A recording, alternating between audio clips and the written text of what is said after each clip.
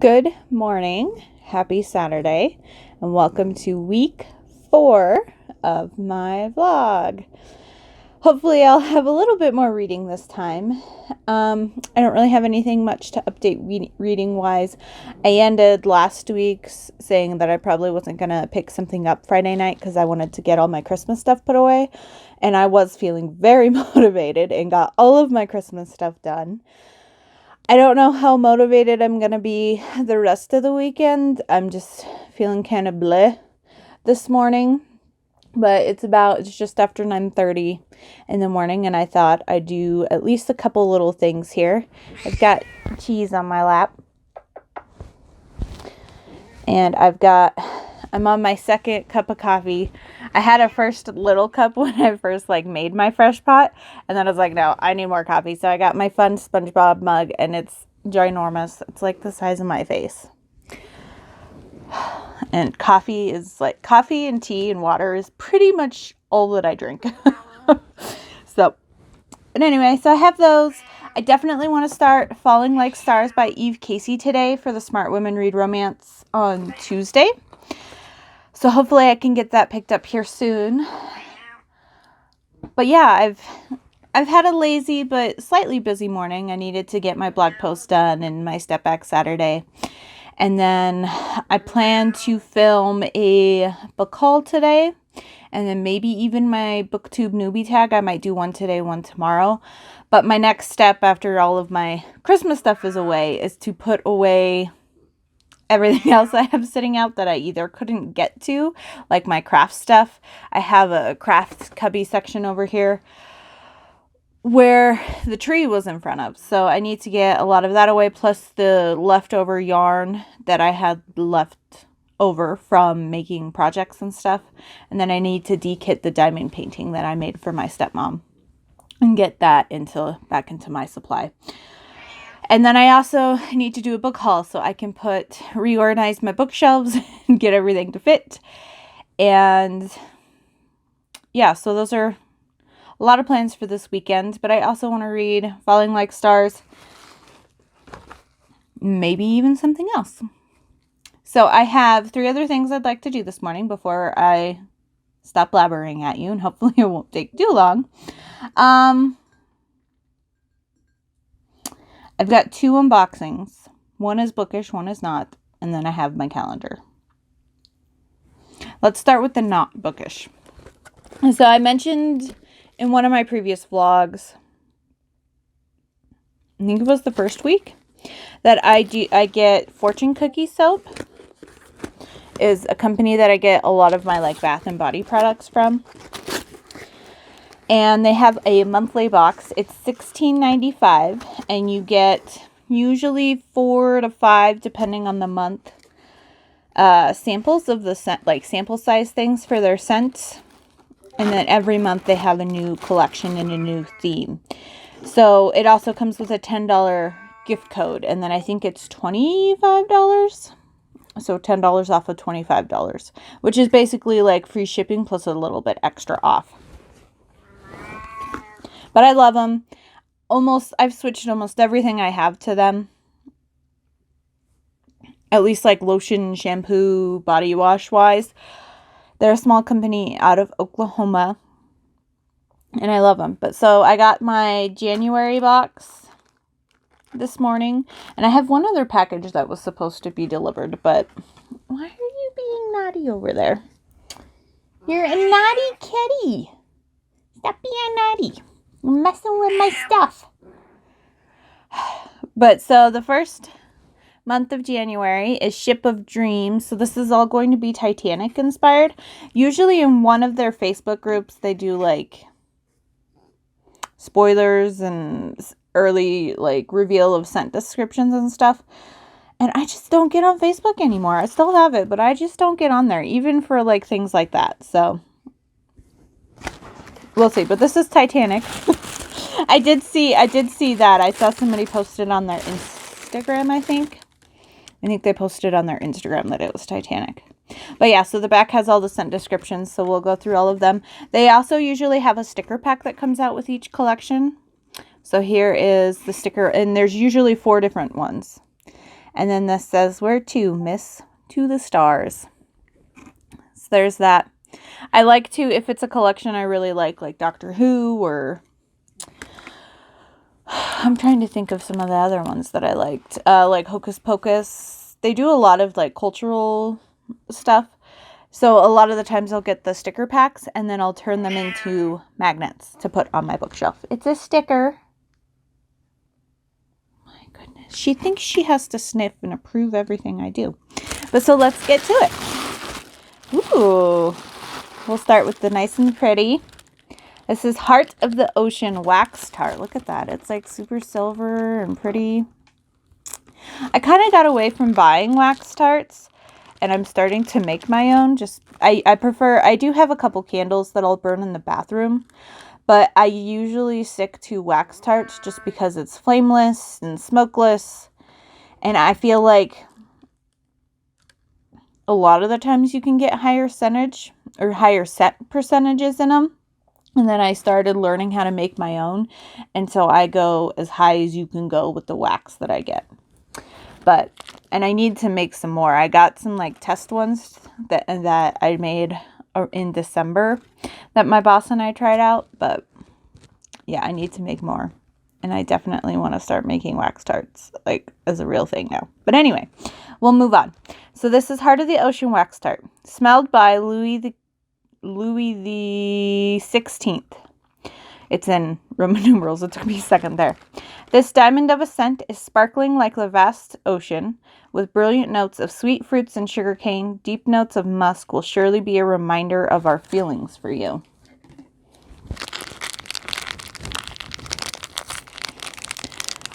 So sweet fruits, sugarcane, and musk. Interesting.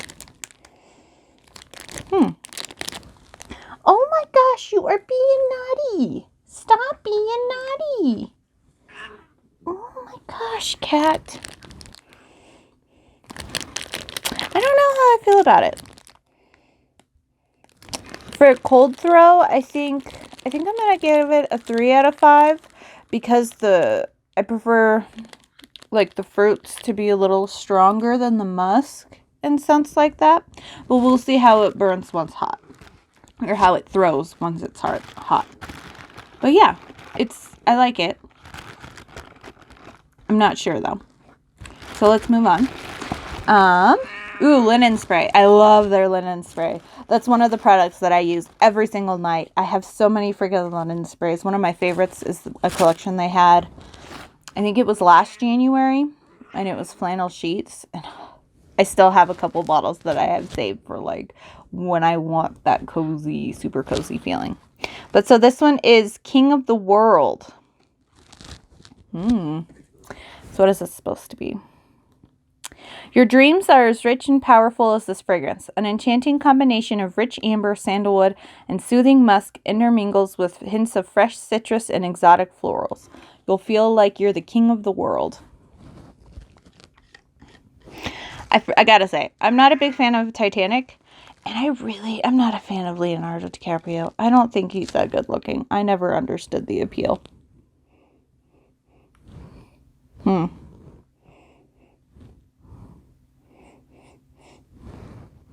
This is a little more, like I like a hint of sandalwood. But I think that's a little more musky than I prefer. I'll have to spray it on something and then see how it dissipates to really see how I feel. That's another thing. With a lot of these, they'll smell really good. But then once it mixes with your body chemistry or with whatever you're putting it on, you never know. You never know. Next, we've got... Ooh. Okay. We gotta shake it. It's got like glitter or mica or something in it. And it's all... There we go. Now it's pretty. Look at that. Shimmer perfume oil. All I use is their perfume oils. I never used to really wear perfume until I started getting this box. Like I would have like sample sizes or I would get little body sprays and stuff. But now I just use their perfume oils. Oh, I love them. So this one is Draw Me Like One of Your French Girls. Oh, it's so pretty. And even though it looks super shimmery, it won't show up too much. So let's see. The perfume oils, I definitely like to test on my skin to see how it'll really work. But so let's see. We want you to smell like this, and only this. An elegant blend of bubbly champagne with sparkling berries and dazzling tangerine. This one is like right up my boat. I bet I'm going to like this. Oh, it actually has. I don't know if you can tell. It's got a touch of shimmer. Let me try it on the back of my hand. Maybe that might show a little bit better. Just a touch of shimmer, not too much.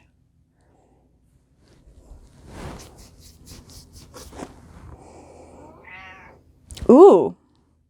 So out of here, I smell the berries.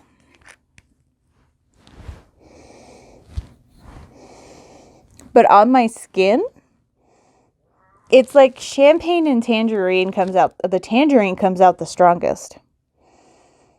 But there's like that hint of alcohol scent. Ooh, I really like that. I really like that a lot. Ooh, 5 out of 5 on that one. For sure. This one I'm going to wait to rate until I can put it on a spray, I'll probably test it on like a blanket or something and not my pillows. Or I'll test it on a pillow before I wash it, just in case I don't like it. Before I give that one a rating. And then the last one is a little tiny body wash. Look at that color. Gorgeous. And it's I'll Never Let You Go. I'll never let you go, I promise. This scent is reminiscent of the cleansing ocean air before the storm. A cool breeze mixed with light citrus and salty sea air. And then it's got a couple little asterisks. We want to be real for a sec. They both could have fit on that door. Just saying. For sure. So body wash. Yeah, that's...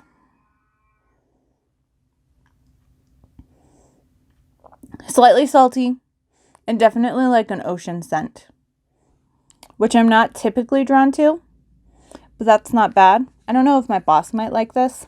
I kind of like, I'll use their body washes, but they have like whipped soaps.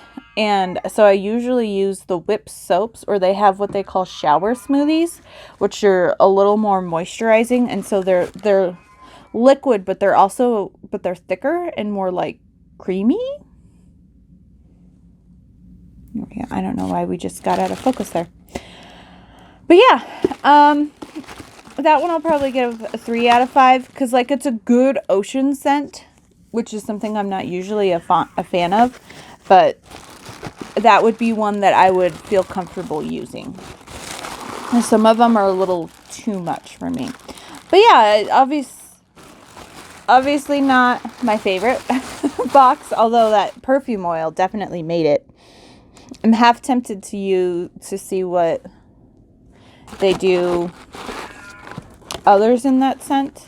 And I think this one, they don't say. So if you're interested in any of these, the extended collection launches January 28th, 2022 at 2 p.m. Central Standard Time. So 1 p.m. my time. They also do like, they have quarterly like throwbacks or comebacks kind of things. And usually you get 1 or 2 extra items, and then they'll have like an extended collection. A lot of the time it'll be collections that they've done before that they're bringing back. And I feel like the way that it's like, because they do like 4 of them a year, but they're not like in the months that you would expect. Like I know like November I think is one. I don't know. Anyway, but they do a big live show, and then they give away like free things, and they go through all the scents, and then there'll just be a few of the scents in the box, but then they'll have an extended collection. A lot of the times they'll do mini collections, I think they call them. Oh my gosh, you got cat hair on my coffee. But anyway, I super love them. If you're looking for like small batch local made small business bath and body products, certainly to check them out. I feel like they're very decently priced, and I love them. I love their live shows and getting to see who they are as people. And the way that it seems that they run their business seems a lot like how we are, where it's very like close and tight knit, but you know, it's still work and it's still stressful. And so we'll do our calendar, and then we'll do my bookish unboxing that I have. So yesterday we were in the woods. We got lost ourselves. Hi, you're back? I don't know why you're being so naughty. And then we found wolf tracks, but we noticed the wolf tracks, so we get a +2 to our defense, which is cool. So we will flip the page. Oop. All right. Yep, we found the wolves. We found the wolves. My grandfather calls them wolves. Wolves. What does he say? I don't know. He called them something slightly different when I was growing up because my grandfather loves wolves. Wolves, I think. I don't know. I'm getting it confused now because Heaving Bosoms podcast calls them werves. So now I'm like mixing them up in my brain. I think he calls them wolves. Wolves. I don't know. He says it differently too. But anyway. You hear the husky breathing of feral animals. Are you feral? Uh-huh. You look up to see the glowing red eyes of 3 wild wolves staring at you and inching closer. Their noses sniff to catch your scent, and they begin to drool. With no presence of blood visible on their coats, it doesn't appear that they found the children first. They are hungry and eye you as their next meal. Okay, so it looks like, based on our table here, we're going to have 1 round for each wolf.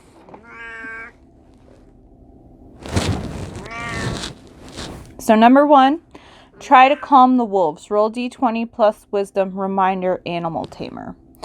Okay, why are you... Get off of my character sheet, cat. She smeared stuff. Hey, we have animal tamer. That adds +2 to all rolls to train and handle animals. Cool.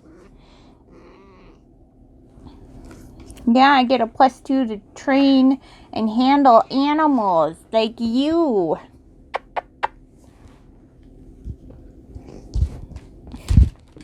Oh my gosh. Seriously, do you really need to take everything with you? I swear, some mornings, she is just full of it. She was following me around last night, the entire friggin' night. She was just like, no, it's Friday, you're home for the weekend. We need to sit down and cuddle. And she was just following me around the house and screaming at me. But she'll get cuddles today because I want to read today. Okay, so we're going to try to calm the wolves first. So, this is a wisdom. Oh my goodness. So, our wisdom is a +1, plus we get our +2 from animal trainer. So, +3. 16, so 19. Let's see. The result is 13 or more. You use a threatening appearance to sway their attack.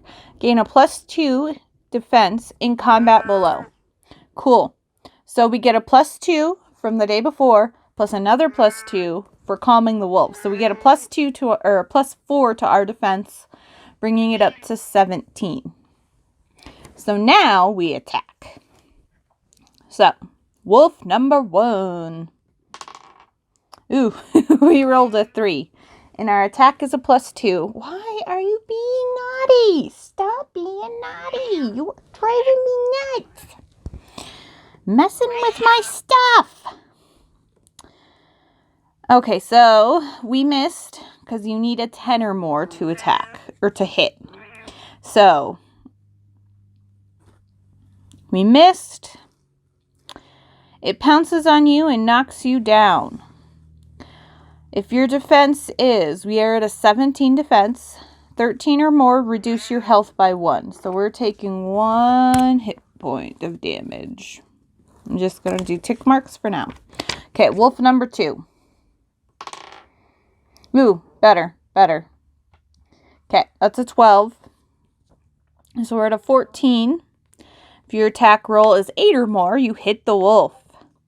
Okay, so what is our damage? A D8. Not bad. Ooh, 8. Sweet. First time we used it, we rolled an 8. Sweet. Max damage. Okay, if your damage roll is 5 or more, the wolf dies. So we've killed wolf number 2. And then wolf number 3, last attack, is a 19. Sweet. If your attack roll is 9 or more, you hit the wolf. So let's roll damage. Looking for a 4 or more. We rolled a 4. Very cool. She's coming through again. Get your tail out of my coffee. Goodness, you are just being naughty this morning. All right, so the wolf dies.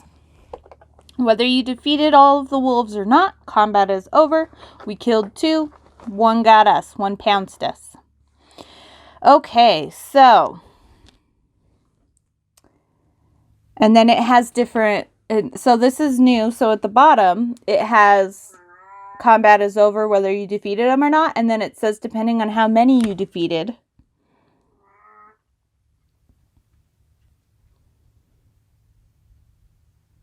That's cool. Okay, so there's different effects depending on how many you defeated. We didn't get this in the prologue. So because we killed 2 of the wolves. If you killed 2 wolves, the 3rd flees from you. You take a moment to carve out a piece of meat for later use. Add 1 ration to your inventory. Well, that's a little... Okay, I don't know if I want to eat wolf meat. But all right, I'll add a ration times 1. And then... All right, so that's it.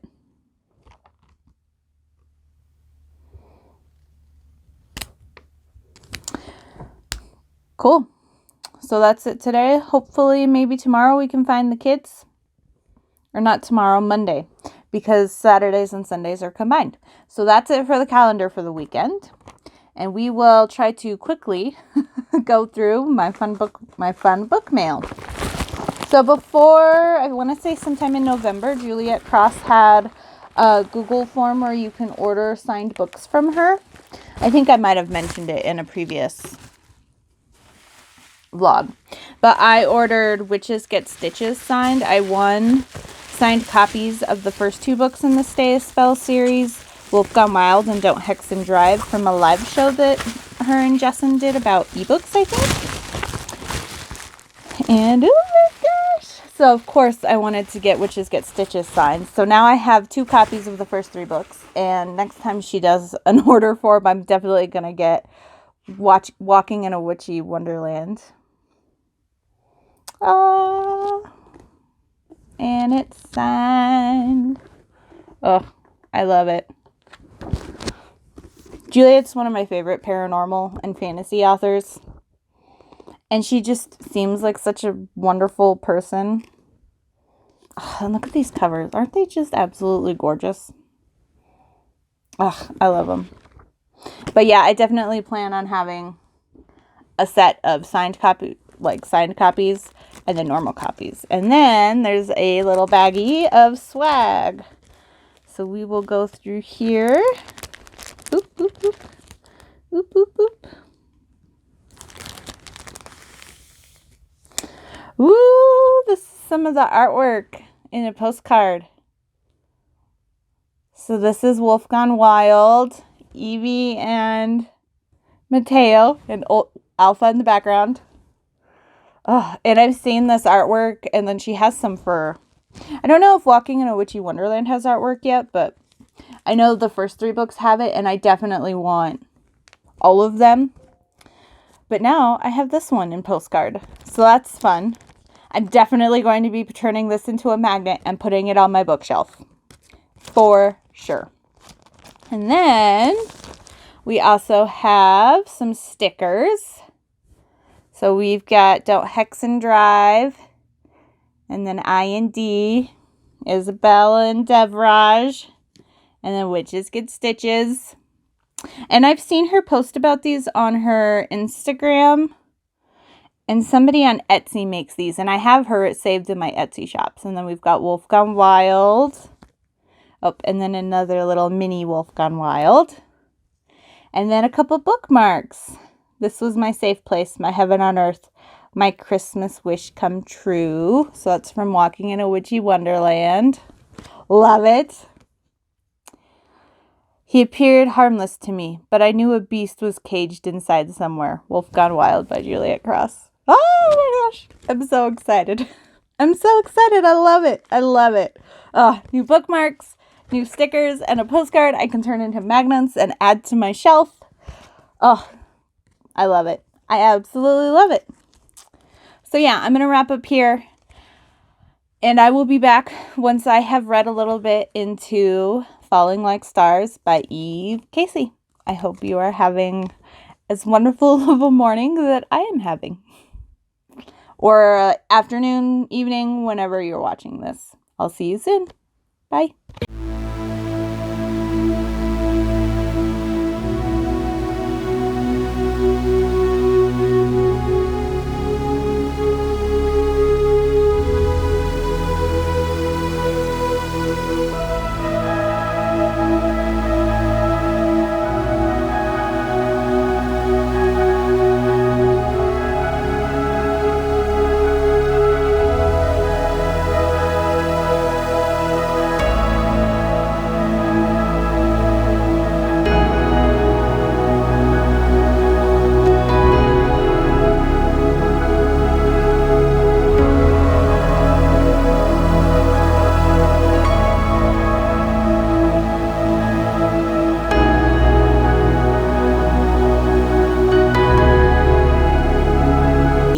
Sunday.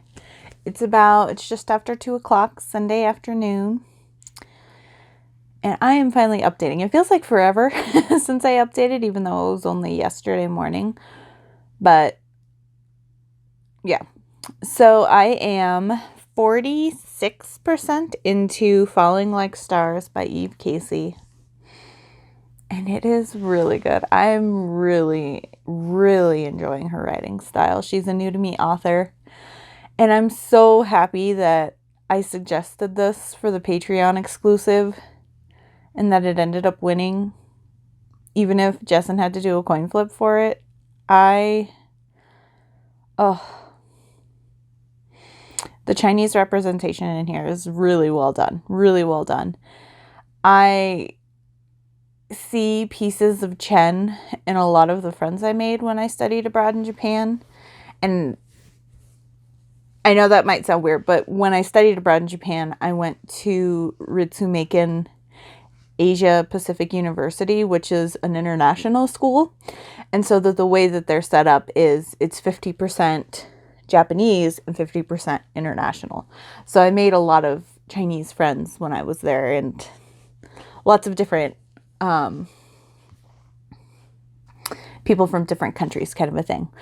But so I've seen pieces of Chen and just kind of what he's struggling with and feeling the duty to his family, but also knowing that what he wants to do with his life and like his job and what brings him joy is taking him away from that duty and struggling to find a balance, and just knowing that if he follows his dream of being an astronaut still and going to space, that eventually he'll have to come home and go back to China and do his duty to his family kind of a thing. And it's really well done. And I'm loving the connection between him and, oh my gosh, I want to say Shirley, but that's her last name. Elle is her first name. And she is like,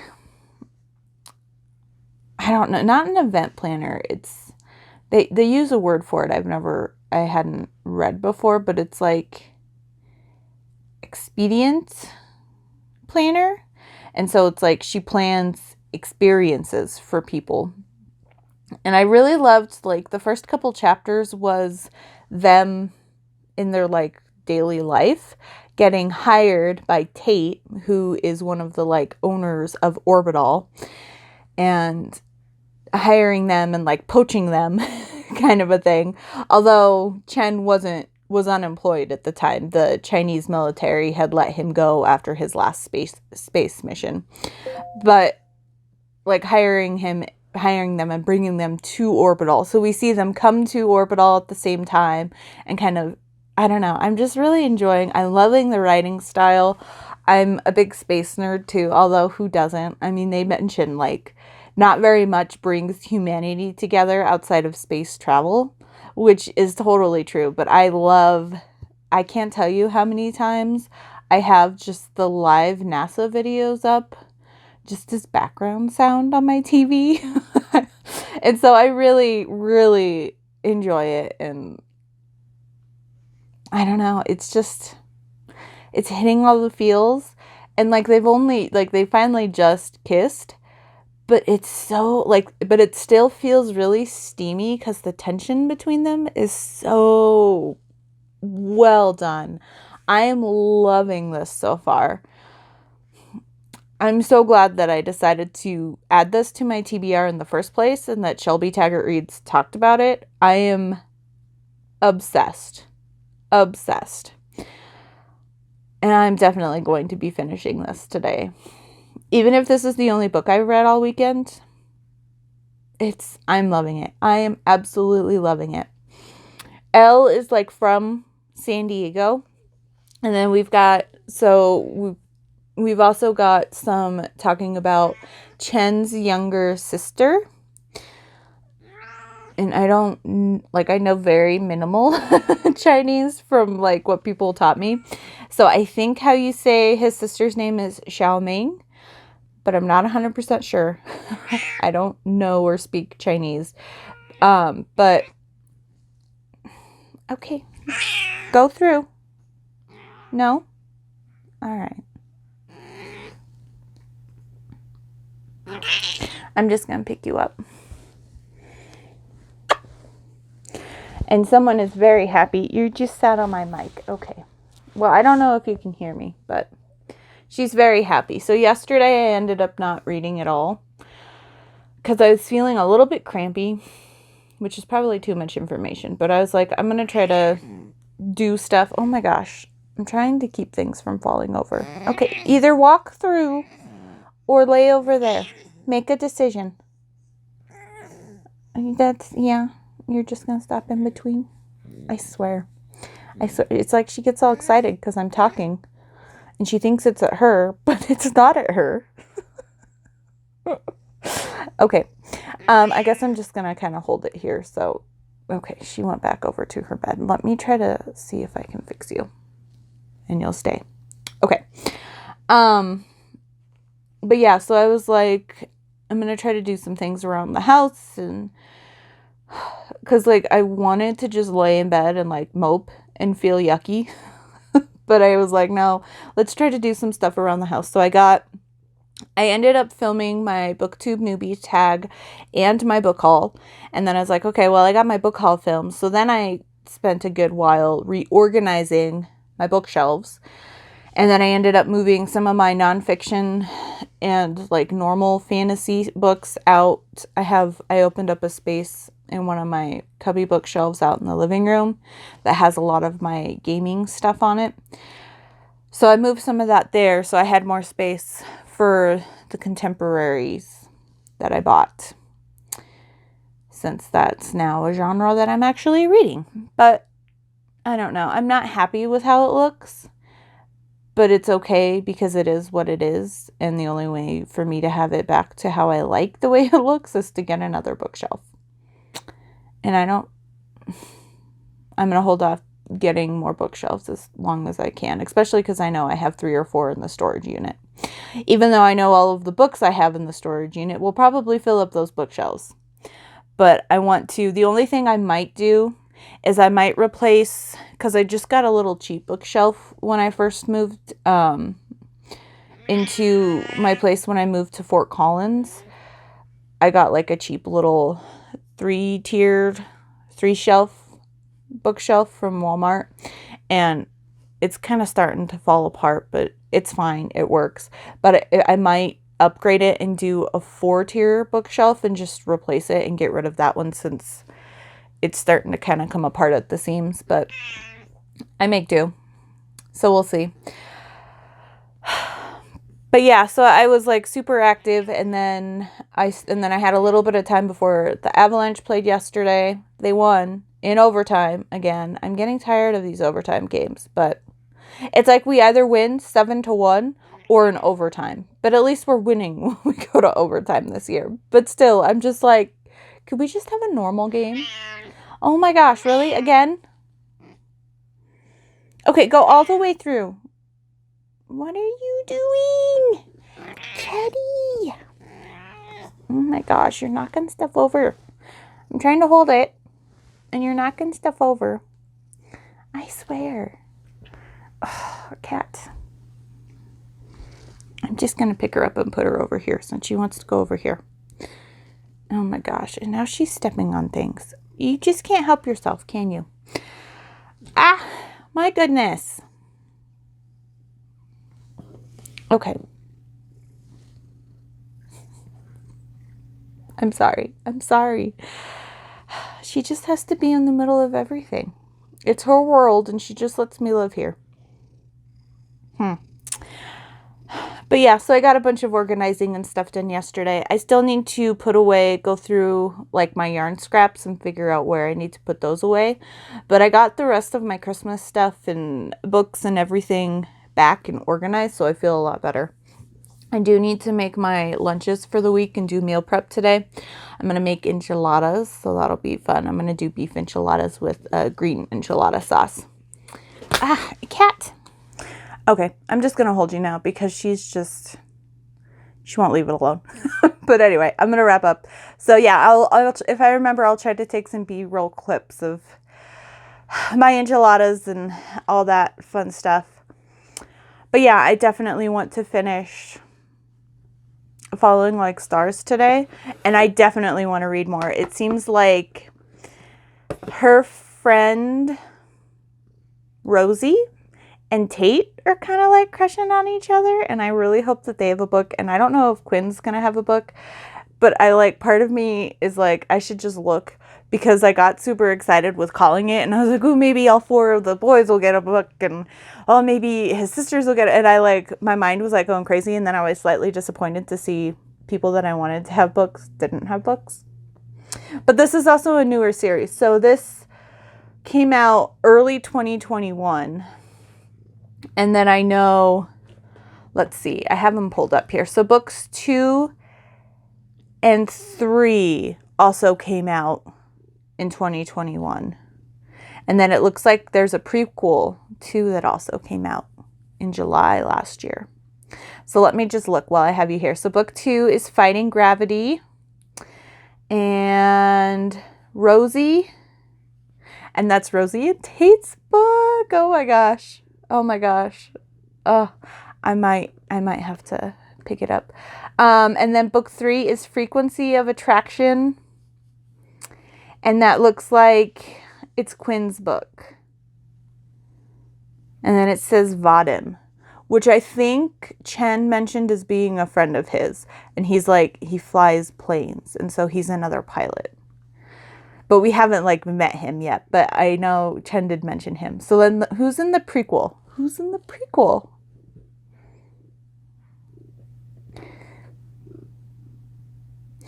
Okay, so this is Matt Geyer.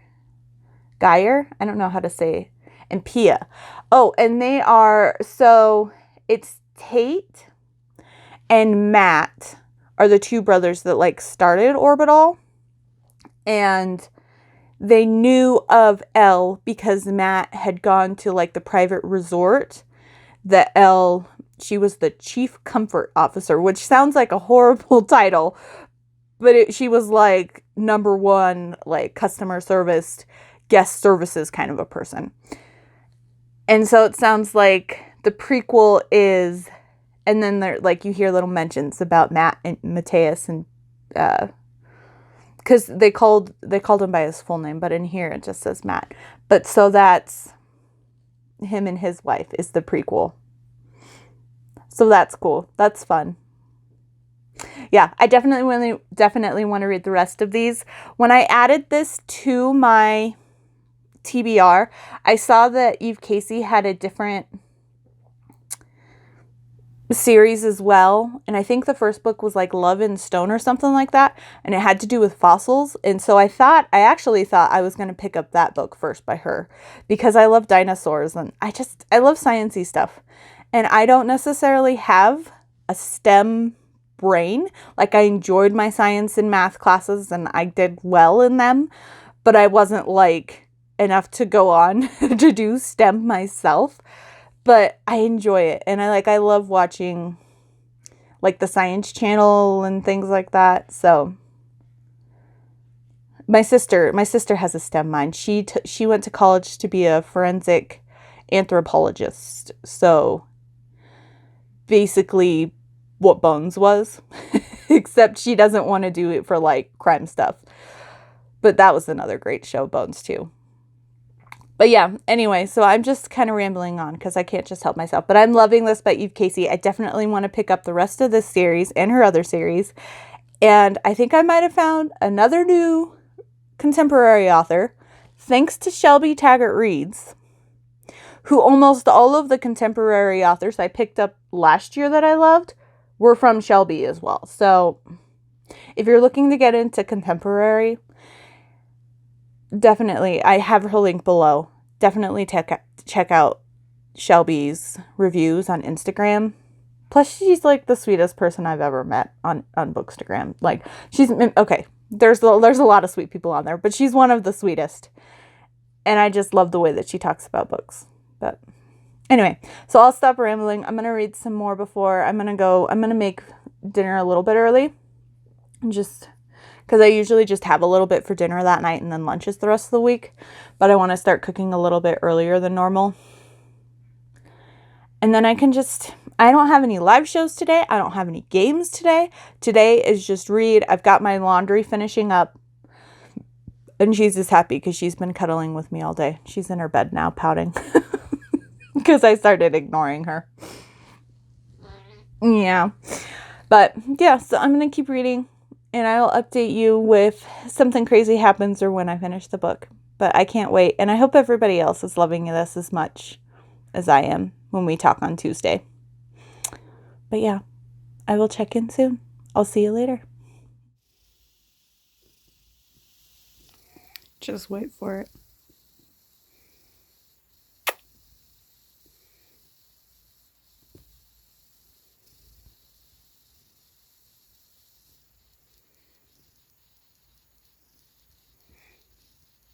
What?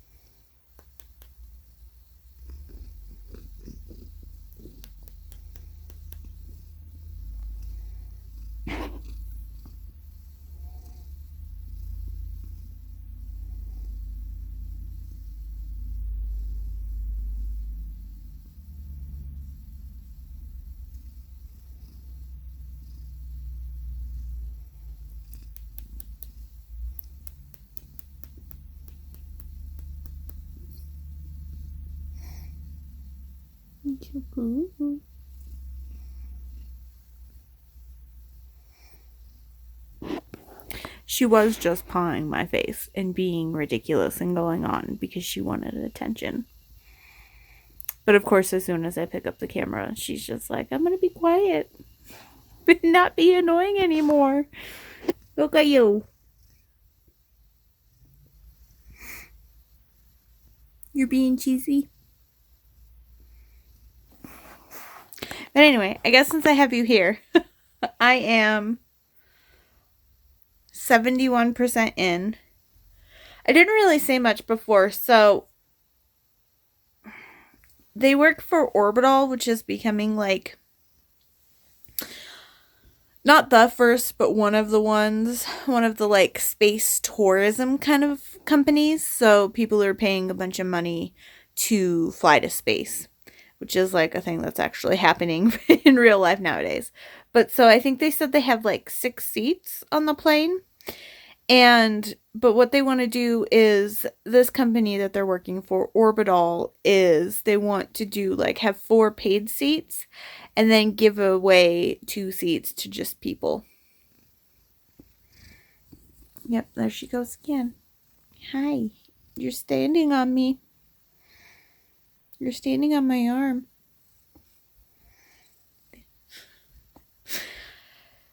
But so that's why it's called Orbit All, is because it's for everybody. So that's really cool.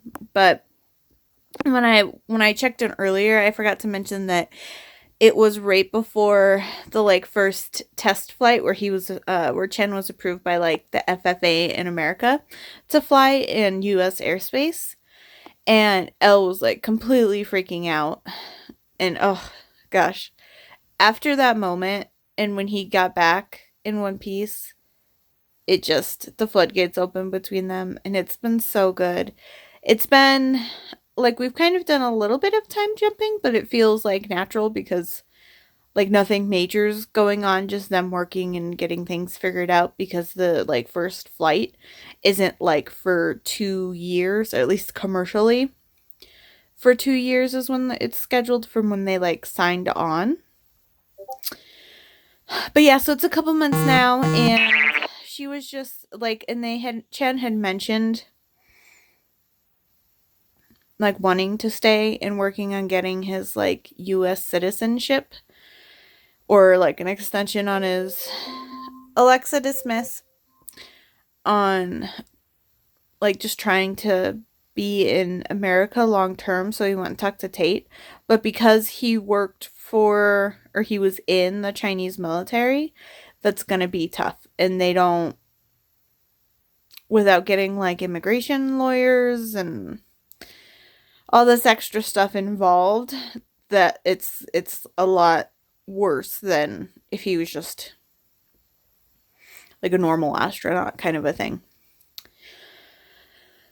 So that was sad to see. And then, they kind of were like, well, there's green card marriages if you and Elle are serious. And he brings it up to Elle, but he's like, I don't want a marriage of convenience. I only want to marry someone if I love him. And that was super sweet. And then some time passes, and he meets her father, because he had already met her twin brothers, and then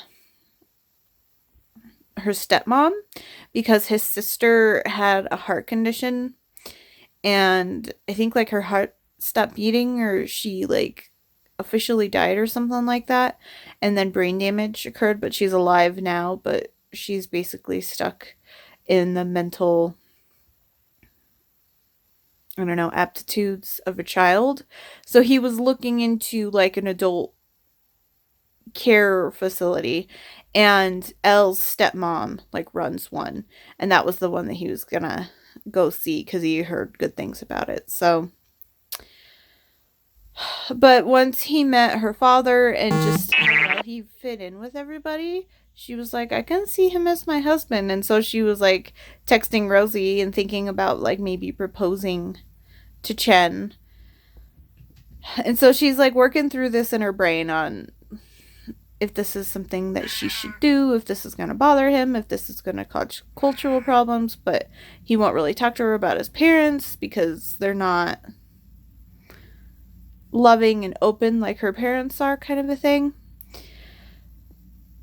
And then he just got a call from his friend, but also his former like colonel, and they're offering him a space on the Chinese international space, or on the Chinese space station thing. I guess they're creating like their own section or something like that, and so they want to offer him the job. And he wants to go back to space so bad, and not just flying a plane just above atmosphere for like a few hours, but like he wants to be an astronaut again. And they're both like so upset because they both know that their relationship is serious, but this is a chance of a lifetime for him. So I'm hoping everybody gets their HEA, and I know we will, but I don't want him to have to give up his dream of being an astronaut. But I also don't know if I can see her moving to China with him. So I don't know. I'm intrigued to see how this is going to play out for sure, but she was like standing here and like pawing at my hair's like all kind of slight, like it was funky already, but like my hair's all pulled out right here because she was pawing at my hair, and I was just like, I was like, it's not even 4:00, it is not dinner time yet, cat. But she decided she was hungry and she wanted attention. And then she like got all fussy and went and started chewing on stuff on the floor, and so I had to squirt her with water, and she's just being naughty. She wants things when she wants things, and whether I have a say in the matter doesn't matter, because she will sit here and scream at me until I do what she wants. Now she's quiet. Hey, don't be naughty. I have the squirt bottle.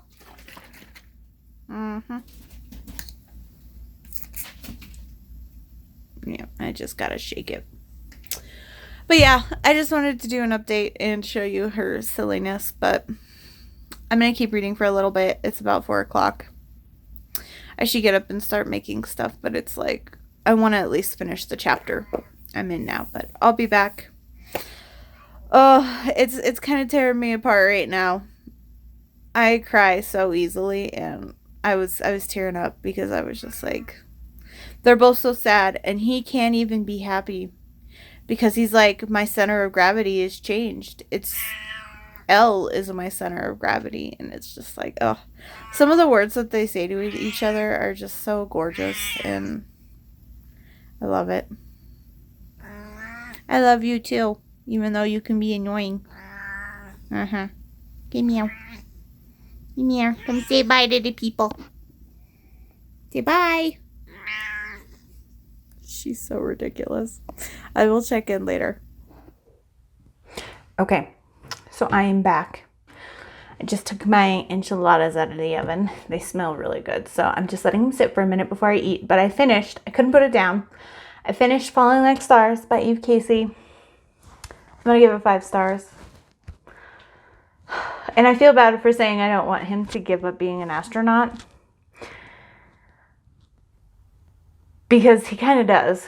But he finds that it's not the same kind of joy because he takes the job and he goes, and he has a panic attack while he's back in China, and just the tension with his family, and he just not having Elle there at all. And then it's too hard for her, so she stops, so she doesn't respond to any of his text messages except for the first one about his younger sister. And you could just see that she was he even tells his friend Vladimir, I can't remember. Quickly I forget. But he says that she's his North Star. So good. So good. And the epilogue was super cute.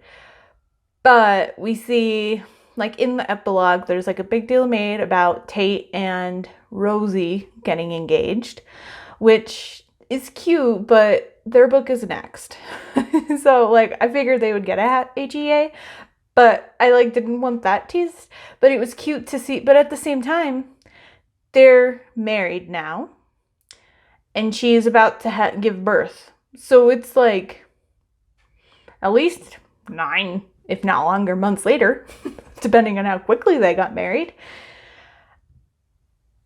You know, it's like 2 years later, almost 2 years later, because it was at the first launch, the first commercial flight. So it was 2 years later. So I want to pick up the next book. But if it takes I wonder if it's going to cover those 2 years or where it'll pick up. I definitely want to read it. I added the rest of her books. I didn't have a mark as want to read, but I want to read them. I also really want to pick up her other series, her Hands series, which is the first one has the one about the fossil, but I guess there's like some psychic elements in it too I kind of was looking at. But I'm super excited. I'm really, really, I'm glad to find a new author. Thank you, Shelby. And thank you to whoever voted on the Smart Women Read Romance Patreon exclusive. I'm so happy I read this. It was just what I needed. I've been trying to get through, like, because I've been in a contemporary phase, weirdly. I'm going to say it's all Elsie Silver's fault, but that's okay. I just am not used to reading this much contemporary. But it's just hitting me right now, and it's what I'm in the mood for. But February starts Pharaoh Feb, so fantasy romance. So I also want to try to look at what prompts I have, because I will be reading more than fantasy in February, but I want to try to get out some of the ones. I was looking at stuff was in the oven. I was looking at my second board for Winter's Kiss, and there's some that's like atypical sports romance, set in Canada, in like, let's see, Shelby made a post about, and Shelby doesn't really read fantasy romance, so I've got some prompts like that on the second board that I'll have to use non-fantasy books for. But I have 2 prompts left on the first board. So I use this one. I used Falling Like Stars to cover, published in 2021. So I have 2 prompts left. Starts with the letter N and cursive lettering on the cover. So I'm going to pick up Nice Werewolves Don't Bite Vampires by Molly Harper. This is the 8th book in her Half Moon Hollow series, which is a spinoff of her Jane Jameson series. And I absolutely love it. And I didn't realize that it came out in 2020. So it's the only book I have left to read in Half Moon Hollow. So I'm excited to go back to Half Moon Hollow. She's one of my favorite paranormal authors, but I haven't really read paranormal as much lately, so I don't know much about the newer authors. But I love the Jane Jameson series. It's snarky, and I love Molly Harper's humor. And so I'm excited to read that. It's it's like 240 pages I saw as an ebook. So I should be able to get that read pretty quickly, I'm guessing. But yeah, I'm going to pick that up tonight just as a little bit of a change of pace, but still something I know I'll probably really enjoy. But also to kind of throw it in because I don't want to burn myself out on contemporary. But I definitely have some books I want to pick up next in contemporary. I need to finish the Miles family. I have Leo's book and the Mom's Like novella. I have the 2 other books in this series, the All In series, is what Falling Like Stars is from. And then there's a prequel novella that we chatted about earlier. And then there's 2 books in her Hand series. And then I also want to at least read the second book in the Jen Doyle series, Calling It. And I think the second book is like Called Up. They all have like call in it. But yeah, I think I'm going to start Nice Werewolves Don't Bite Vampires tonight. I'm going to sit down, eat, and maybe put something on and just kind of relax for a little bit, give Cheese a lap. And then I need to take a shower, and then I'll probably just read the rest of the night. So depending on how quickly I get through Molly Harper, which I've been known to binge her books in one sitting, I might update again tonight. But if not, I will be picking up Nice Werewolves Don't Bite Vampires. I'm super excited for it. We haven't seen much of the werewolves in the Half Moon Hollow series, so this will be fun and exciting. But yeah. Oh, do you want to see my enchiladas? Let me move you.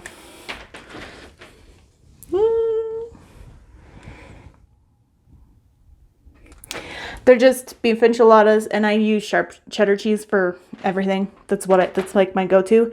And then I did green chili sauce. I get the medium, and then I add like the super hot green chilies, and then more cheddar cheese, and I did beef. I can't remember if I said that. And then I always like to add some black olives on top to bake into the cheese, but then I have more black olives and sour cream to put on top. So I'm excited to have that for dinner and lunches this week. I make a lot, as you can see, but it lasts me all week, and then I usually have a little bit left over that I can freeze, so I can have those like during a weekend or something if I'm not feeling like cooking much. But yeah, so I'm going to wrap up here and get my food put together, and I will check in when I've read a little bit of Nice Werewolves Don't Bite Vampires. See you soon. Good morning. Happy Monday. It is about 8:15 Monday morning, and I'm just getting ready to eat a little bit of breakfast before I head into work. And if you hear cheese this morning, she is coveting my sausage and has not even touched her own cat food. And so she's knocking things over and being annoying. Go eat your own breakfast.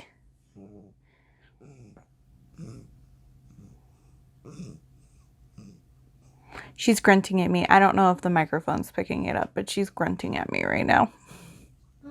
But anyway, so last night I started Nice Werewolves Don't Bite Vampires. And I am 44% in. Yeah, I'm 44% in. I'm on chapter 6. There's just something so comforting about Molly Harper's world to me. I love, especially Half Moon Hollow. I love Half Moon Hollow. And so far we've gotten a lot of Jane and Dick Cheney in here. Dick Cheney the vampire, not the president. And it's really good. It's really good. So our heroine is the werewolf, and her name is Tylene, because that's like a thing that this werewolf pack does is they take their like father's name and they add Lean to everybody.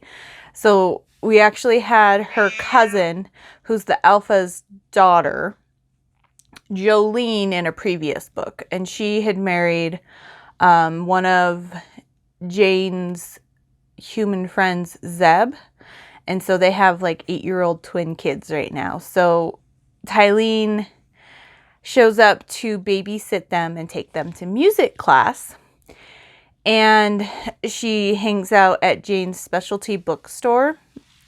And she was hanging out at the library because what she does is like social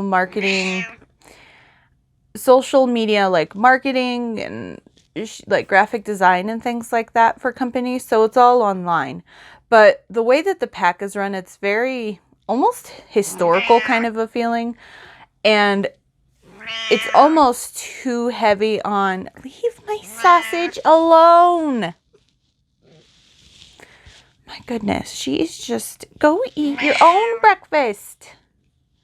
God, and I've got my coffee. I need more coffee to deal with her. I'm using my Mandalorian mug this morning, and it's got Grogu, or as we also affectionately called him before we knew his name, Baby Yoda. But yeah, good, she's finally eating her cat food. That took way too long this morning. Usually she like starts eating it before I let go of the bowl. But anyway, I don't know what's happening. So she's at the library because she tried like cafes and stuff, and her parents are, I don't know, not good, I guess would be the way to say it. They just don't trust her, and her dad's like slightly bitter because technically he should have been the alpha, but he went like wandering, and when he came back, whatever mysticalness of the pack had transferred to his younger brother, who's the current alpha, and he let him back in, but they're always kind of ostracized. Like they have a place at the edge of the pack, their house, they're not in between with everything. They only had one kid, and for werewolves they usually have like twins or triplets, so it's odd that they only had one kid at a time. And I don't know, everybody just pushes like it's like packs do focus on the pack, but I feel like at least in Molly Harper's packs, or specifically this one, they focus almost too much on the pack, that people self-sacrifice almost too much for the pack. And so she has a job. She makes good money. She could make a lot better money if she had somewhere quiet to work and could work more long-term projects instead of having to find somewhere quiet like the library to go. But so at the beginning of the book, she's at the library working on a job. Her mom's texting her because it's 8 o'clock and she needs to be home. And where is she? And she goes to look up a sword. She's working for some like bed and breakfast that has like medieval feels, and they're Celtic medieval, and their sword is Viking medieval that they want to use. And so she like is doing research so she can prove to them, hey, your sword is wrong. I'll find you a Celtic sword that fits the same aesthetic but is historically accurate, because you know how trolls are. But she goes to find the book, and there's 2 teenagers arguing over like a history book that has like nude wood etchings in it or something like that. And so they knock over one of the bookshelves. So this vampire, his name is Alexandre. It's an R-E. And he's French. And he's there looking up some old sheet music. And oh my gosh, why are you stepping on things? You smell like cat food. And she's back for sausage. Oh my gosh, she's so ridiculous sometimes. But anyway, so he saves her. And usually she's very awkward around people. And it was really kind of cute because she like actually said a couple cute flirty quips, and in her brain she's like, oh my god, I never say things like this. What's happening? Why is this happening? Like, oh my gosh, I never sound this good. He's gonna think I'm a normal person, but I'm really just very awkward.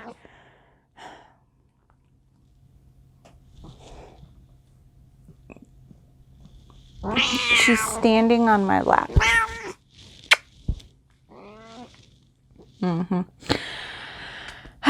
But it turns out that he is the music teacher. So he teaches like string instruments.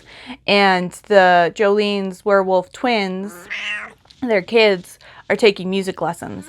And the girl is playing a violin. And the boy, I think, is playing the contrabass, I think.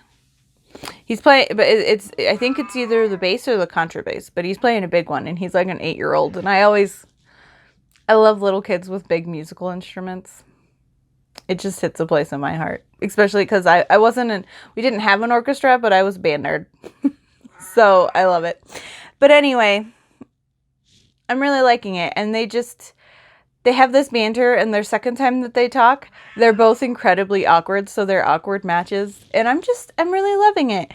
And of course, there's issues where he's a vampire and he wants to do the right thing and drive her home, and she has to be careful that they don't smell someone on her, let alone a vampire, and because the pack's gonna freak out.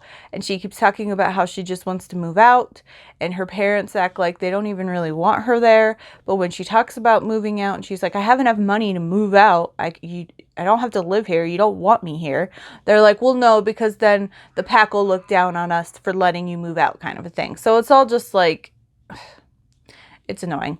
But it sounds like Meadow, who was the heroine in the previous book, she was renting an apartment from Dick Cheney, and she moved in with,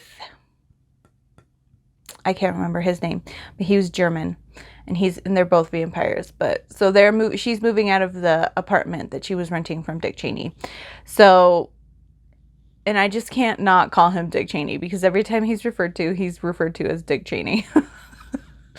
But I love it. I love returning to this world. We've gotten quite a bit of Dick and Jane in this book, and I love it. I love the banter between them, and how Dick is like one of the oldest vampires ever, and he just doesn't care. He, like, a running gag of the series is that he always has like silly t-shirts, and he finds like silly t-shirts for people. Like, he got,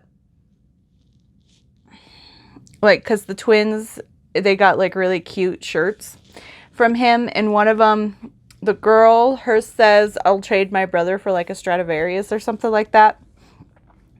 And then the son's, his is like, my parents told me to pick an instrument and I picked something that required a bus to move or something silly like that. And it's always super fun to see whatever shirts Dick Cheney's wearing. But yeah, I'm really enjoying it, and I'm really enjoying, oh my gosh, she's knocking stuff sideways again here. I'm sorry if this ends up looking super wobbly. You were being ridiculous. Yeah, and I put my sausage over there because you were screaming in the living room, but she's back. But yeah, I'm loving it. I'll probably end up finishing it tonight. Tonight is, I have an Avalanche game at 7. So because it's a little bit later, I'll have some reading time beforehand. I also have, this week the games are on Monday, Wednesday, Friday. So I need to edit my BookTube newbie tag, but that shouldn't take much. I think I just need to make sure. I know that there was a part where someone knocked over my camera in the middle of it. So I have to cut that out. But otherwise, it should be fairly simple. But yeah, and then I need to fold my laundry from yesterday. So I'll probably do my laundry during the game, and otherwise just read tonight. So I should definitely be able to finish that. And then that'll leave one prompt left for the first board of Winter's Kiss. But yeah.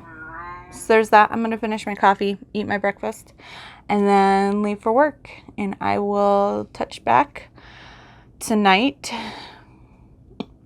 at least to do my calendar, if not once I've finished Nice Werewolves, Never Bite Vampires. I'll see you soon. I hope you have a good Monday. Good Monday. It's coming. I can feel it. Hello. I am back. It's about 6:45 Monday night. And today is Monday, January 24th. Just got done putting away my laundry and all that, and the pregame is on and the game starts at 7. So I will be, after I film this clip, I will definitely be picking back up Nice Werewolves Don't Bite Vampires by Molly Harper, and I'm really excited to get back into it. But I figured I'd stop before I got too sucked into reading. I figured I'd do my calendar update real quick. So I don't think I showed it this weekend, but we are doing the Quest calendar by Sundial Games. It's 2022, The Gates of Terralon. I just like to show the box at least once every vlog. So, on Saturday, we fought wolves, which was super crazy. Ooh, super glary. There we go. So we will see what we are doing today. Cheese. It's right here. I don't know what she thinks about this new setup, but whoa. Okay, so we are looking for kids that were lost. And we found, it looks like some sort of cabin. Okay, you continue to track the footprints of the children through the woods. You grow hopeful once you see they lead to an open clearing where an old log cabin stands. It appears abandoned. Perhaps they are simply playing inside. You call out, but there is no answer. So search the areas of the cabin. Roll a d20 plus intellect for each area. Reminder, investigator. So there's 3 areas: around the outside, inside the cabin, and the well. So I'm going to look and see if it, on the back. Okay, so it looks like it doesn't say that you have to go in any particular order. So we're just going to go, I'm going to do search the outside, and then we'll try to go inside the cabin. So we're going to look at around the outside first. Get this. Whoop. Uh-oh. Uh-oh. We're dropping stuff. Oh, really? Are you sure? She has lots to say. Lots of opinions. Okay. So we're going to do around the outside of the cabin first. And our intellect is a -2. That's right. Okay. Ooh, 18. Okay. Around the outside. So that is a 16. And I don't think we had any bonuses from the day before. She's standing on my dice now. Okay, if the result is 11 or more, you look around the outside of the cabin, but find no sign of the children. You peer under the loose floorboards of the porch and discover a gold coin. Add 1 gold to your inventory. So it looks like we found a decent spot. Why are you playing with the tripod? I swear to freaking goodness. This is not here for you to rub your face on. Continue moving. We're not going to sit on stuff. Go. Hey. Oh my gosh. Ah! Oh my gosh. You are just knocking stuff over. Go. Go. Goodness. I swear. She knocked a bunch of dice off. Okay. Hold that thought. I have to try to find my dice. Okay, I'm back. Goodness, I swear sometimes. Okay, so now let's look at, that was around the outside, so we're going to look in the well. Hopefully they did not fall down it. Woo, 18 again, heck yeah. Oh, it's making me slightly nervous because the 18 is next to the 1. But, the well. So that's 16 because we're -2. So if the result is 11 or more, the children's footprints can be seen leading here, but do not lead away. You call out for them, but the only response is an echo. You pick up a rock to toss it down and find a gold coin. Add 1 gold to your inventory. You drop the rock and it lands with a thud. There is no water within. 2 gold coins. Sweet. So let's look inside the cabin. Hopefully we find the kiddos. We got a 14 that time, so 12. If the result is 11 or more, cool. All of the windows are boarded up and the door is locked. There's no way the children could have entered the cabin. You peer in through a window and see a completely barren house. There's nothing inside. Open the lock. Okay, so it looks like the front door is locked. It doesn't say that on the inside the cabin, but it has like a 4th section that says open the lock. And then it's a reminder locksmith. And we don't have locksmith. So that is a dexterity roll, which as a monk is a +3. So that's good. 16, so 19. The result is 11 or more. Sweet. You get the lock on the front door open. You peer around inside, but confirm that there is nothing and no one inside. You do manage to find 1 gold coin. Add 1 gold to your inventory. So we got 3 gold this turn. And still no sign of the kiddos. I wonder how long we're going to spend looking for these kids. It's fine, but I want to find these kiddos. This is sad. Their poor parents are probably freaking out. Because we got lost in the woods ourselves, then we fought wolves, and now we found this cabin and are wasting time searching this cabin and still haven't found the kiddos. But, so this is the cabin again. So we'll see what happens tomorrow. Maybe we'll be able to find some tracks.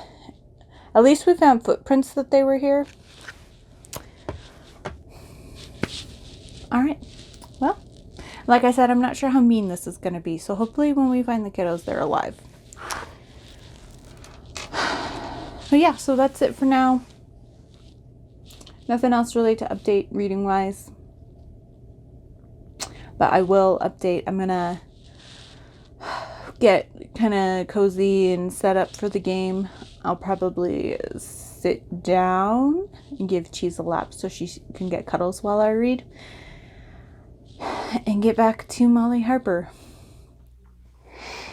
Hello and happy Tuesday. It is about 6:45 and I ate dinner, got home, fed the kitty, did the cat box. I also had to shovel. We got another couple inches of snow this morning, so I'm just kind of trying to relax. I was figuring out kind of my TBR of what I need to kind of get to, or figure out what kind of books I need to pick up to finish the second board of Winter's Kiss, since we have Ferrofeb next month. So some of the prompts won't work, which I think I've mentioned before. But so I was kind of working on my TBR and just putting together an idea list so I can do my blog post on Thursday. So I did a little bit of work on that, and then I figured out what I'm going to pick up next. But last night I finished 2 books. So I finished Nice Werewolves Don't Bite Vampires by Molly Harper. This is book 8 in her Half Moon Hollow series, which is a spin-off from her Jane Jameson series. And I'm going to give this one 4 stars. I really loved it. I really enjoyed getting back to Molly Harper's world, especially Half Moon Hollow. It's one of my favorites of her series. But it was a little like stereotypical, and you can kind of see what was going, and it was still executed well. It just didn't wow me, but it was exactly what I wanted and exactly what I needed. So there's no like shade or anything for it. It just didn't completely like push the envelope like some of the books did earlier in the series, but I still loved it. 4 stars. I might change it to a 4.5, but I haven't quite decided yet. We'll see when I sit down to write my full review if I might up that up to a 4.5, but it's sitting at a 4 for now. And then I also read Dancing with the Duke by Suzanne Medeiros. She's a new to me author, and I picked this one up because I needed a prompt to fill, or I needed to fill the last prompt for the first board. Cursive lettering, like a cursive title or cursive lettering on the cover. So I went through some novellas that I had on my Kindle, and I had 2 options that I had narrowed down, but I didn't have the contemporary one. So I picked up the historical one. I'm going to give this 3.5 stars. It was okay. You could tell it was rushed. I'm definitely intrigued to try her a full-length novel from her. So this is the prequel 0.5 in her Landing a Lord series. And what this one is our Duke is Alex, and his younger sister has a best friend. Her father isn't titled, but he seems at least well-to-do enough because he had a house in town. But then her father decides that he doesn't like being in town. He wants to go back home. So they offer to kind of let her stay and sponsor her for a season. And she's been in love with Alex, her name's Charlotte, since she was like really little. And he always saw her as like the gangly sister's friend kind of a thing. And then he dances with her first dance at Almac. And the reason why they're sponsoring her is because she's 22 when she's coming out. So they wanted that little extra like approval from the Duke and just from the Duke's family to help her have a successful season, just because she is so much older. But yeah, so he dances with her. He sees her in a different light. He gets super jealous. It was good. It was kind of stereotypical once again. And I'm intrigued to see what a full-length novel from her would be. I did glance, and the first book in the series features one of his friends that we didn't really see much. But I am intrigued. So at some point, maybe I'll try to pick up one of her full-length novels to see what I think about there. But I enjoyed the writing style. And what little was there, I did like it. It just was so rushed. And I know it's hard to do that with a novella, but I've read some really good novellas, so I know it can be done. But yeah, so I finished those. The next book I want to pick up is Pairing Off by Elizabeth Harmon. This is a figure skating romance about, it's the first book in her Red Hot Russians series. So I'm excited for that. I've been in a figure skating mood. I've been watching all the like 4 continents and US championships and European championships and stuff in preparation for the Olympics. So I was like, oh, because one of the prompts in board 2 are like kind of like the hat and scarf on the cover or atypical winter sports romance. And I knew for sure I wanted to pick up a figure skating one. And then I have had this one on my TBR for a little bit, but then I also knew that this is published by Carina Press, which is a small publisher, which also published Calling It by Jen Doyle, which I read last week. So I saw an ad for this in the back of that, and I was like, oh yeah, that's on my TBR too. So I definitely knew I wanted to pick it up. This is the only book in the series that has like scarves and beanies and stuff on it, so so I might use that for that prompt and then use the other ones, because they are all about figure skaters, but some of them are different kinds of different covers. So I might read like books 1 and 2, but we'll see how book 1 goes first. I have some other figure skating and odd sports prompts or atypical sports romances on my TBR too, so I might end up picking something else. But I want to pick up Pairing Off next. The Smart Women Read Romance Patreon is tonight. It's actually in about 9 minutes, so I just wanted to film this real quick here. And we're going to be talking about Falling Like Stars by Eve Casey, so I'm really excited to talk about it with everybody. So yeah, 2 quick book updates, let you know what I'm reading next. And then the final thing we'll do here is the quest calendar. So yesterday we stumbled across this cabin, and we will continue on and see what else we find. So so it looks like we're going to be looking at the well a little bit more closely. So let's see what it says. After dropping a rock down the well and discovering it is dry, you realize there's more here than just an empty well. You believe the kids have gone down inside. It is wide enough to get down yourself, and an old rope may help you. Climb down the well. Roll a d20 plus strength. Reminder, athlete. Okay, so we do not have athlete on our character sheet. And our strength is a +0, so it's just whatever we roll. I can talk, I promise. Okay. I'll bring my book over here. It's an 11. So let's see. Let's check the back. If the result is between 8 and 12, you try to climb down the rope, but it is old and the threads begin to tear. You decide to try to find some footholds along the inside of the well. You are able to distribute your weight evenly across the walls. You get a little further down before losing your grip and falling the rest of the way. You land hard on your feet and a pain shoots through your ankles. Reduce your health by 1. So we took a point of damage. But that's okay. We're not like super strong. So cool. We are at the bottom of the well. We shall see what we discover down there tomorrow. I'm super excited to see where this goes, and hopefully we can find those dang kiddos here soon. So I'm going to wrap up. I'm going to watch the Smart Women Read Romance Patreon exclusive review here, and then start reading Pairing Off. And if I get a good chunk into it tonight, I will come back and update you. Otherwise, I will chat with you all tomorrow. I will see you soon. Hello and happy hump day. It is Wednesday, January 26th. It's just before 6 o'clock.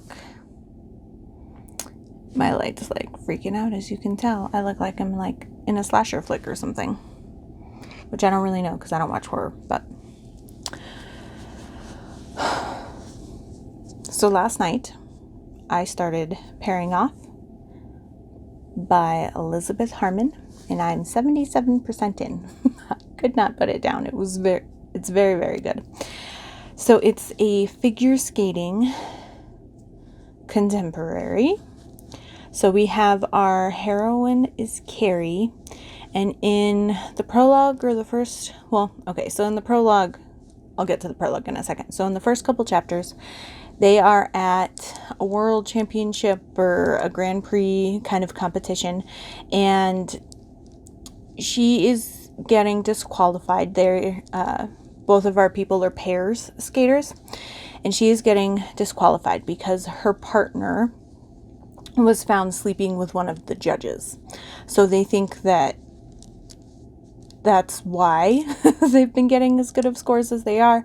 And they were the U.S. champions coming into this. So they get kind of pulled back. There's all this inquiries. Their championship is pulled away. And they're not allowed to go to whatever big championship. I think world championships. I think it was like a Grand Prix or Four Continents kind of a thing, and not world championships. So they're not allowed to go to world championships. And then a few months later, we see Anton, who's our hero. He is Russian, and he is looking for a new partner. And he had seen Carrie that day, like in the elevator, and she didn't really notice him. And he saw just how devastated she was, and he just knew based on her alone in that private moment that she wasn't at fault. Because what happens is her former partner says that it was a big scheme between them both when she had no idea. And so he basically kind of throws her under the bus so that he's not like the only one deposed, kind of a thing. But so Anton was with his partner, and she was enticed to join a different male partner who's going to do his like last round of competitions and retiring. We're coming up on a winter games, so Olympics. And so she went with this other guy to get to the Olympics, basically, because he's a better figure skater. The problem is that with their former partners, Anton was basically his other partner's accessory, and he basically capitulated his style to match her and whatever program she wanted to do. And then the same with Carrie. She forced herself to kind of skate to her former partner's style. And they both have a similar, more athletic type of skating style. So now that they're paired together, and then they go through stuff, but now that they're like doing a kind of program that fits both of their strengths, they're doing really well. But so it's really fun. I'm really loving the skating part. I don't know if Elizabeth was a skater or just really into skating, but I've read a couple other figure skating books in the past, and you could tell that they weren't like 100, like maybe they watched some figure skating stuff or did some research, but you could tell that they didn't like have some of the terminology right, or it was just like slightly off, and you're just like, did you do your research, kind of a thing. But this one, I'm not feeling that at all. It feels, and I'm not a figure skater, but I've been a figure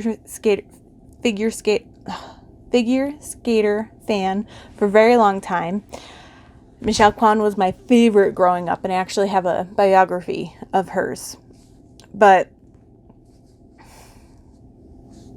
so I'm really enjoying it, and I feel like from what I've heard and seen from like documentaries and stuff, that a lot of the like training and background stuff is pretty close to how it really is. Now, this in the blurb was like mentioned, or it had like a little quotey thing that was like, this is the Russian take on like cutting edge kind of a thing. And outside of Anton being Russian and him growing up playing hockey and figure skating, and it being about pair skaters, and they are slightly antagonistic to each other, but it's more that they don't understand each other, and they both have preconceived notions, and so they don't actually. So it seems more contention, like there's more contention than there actually is.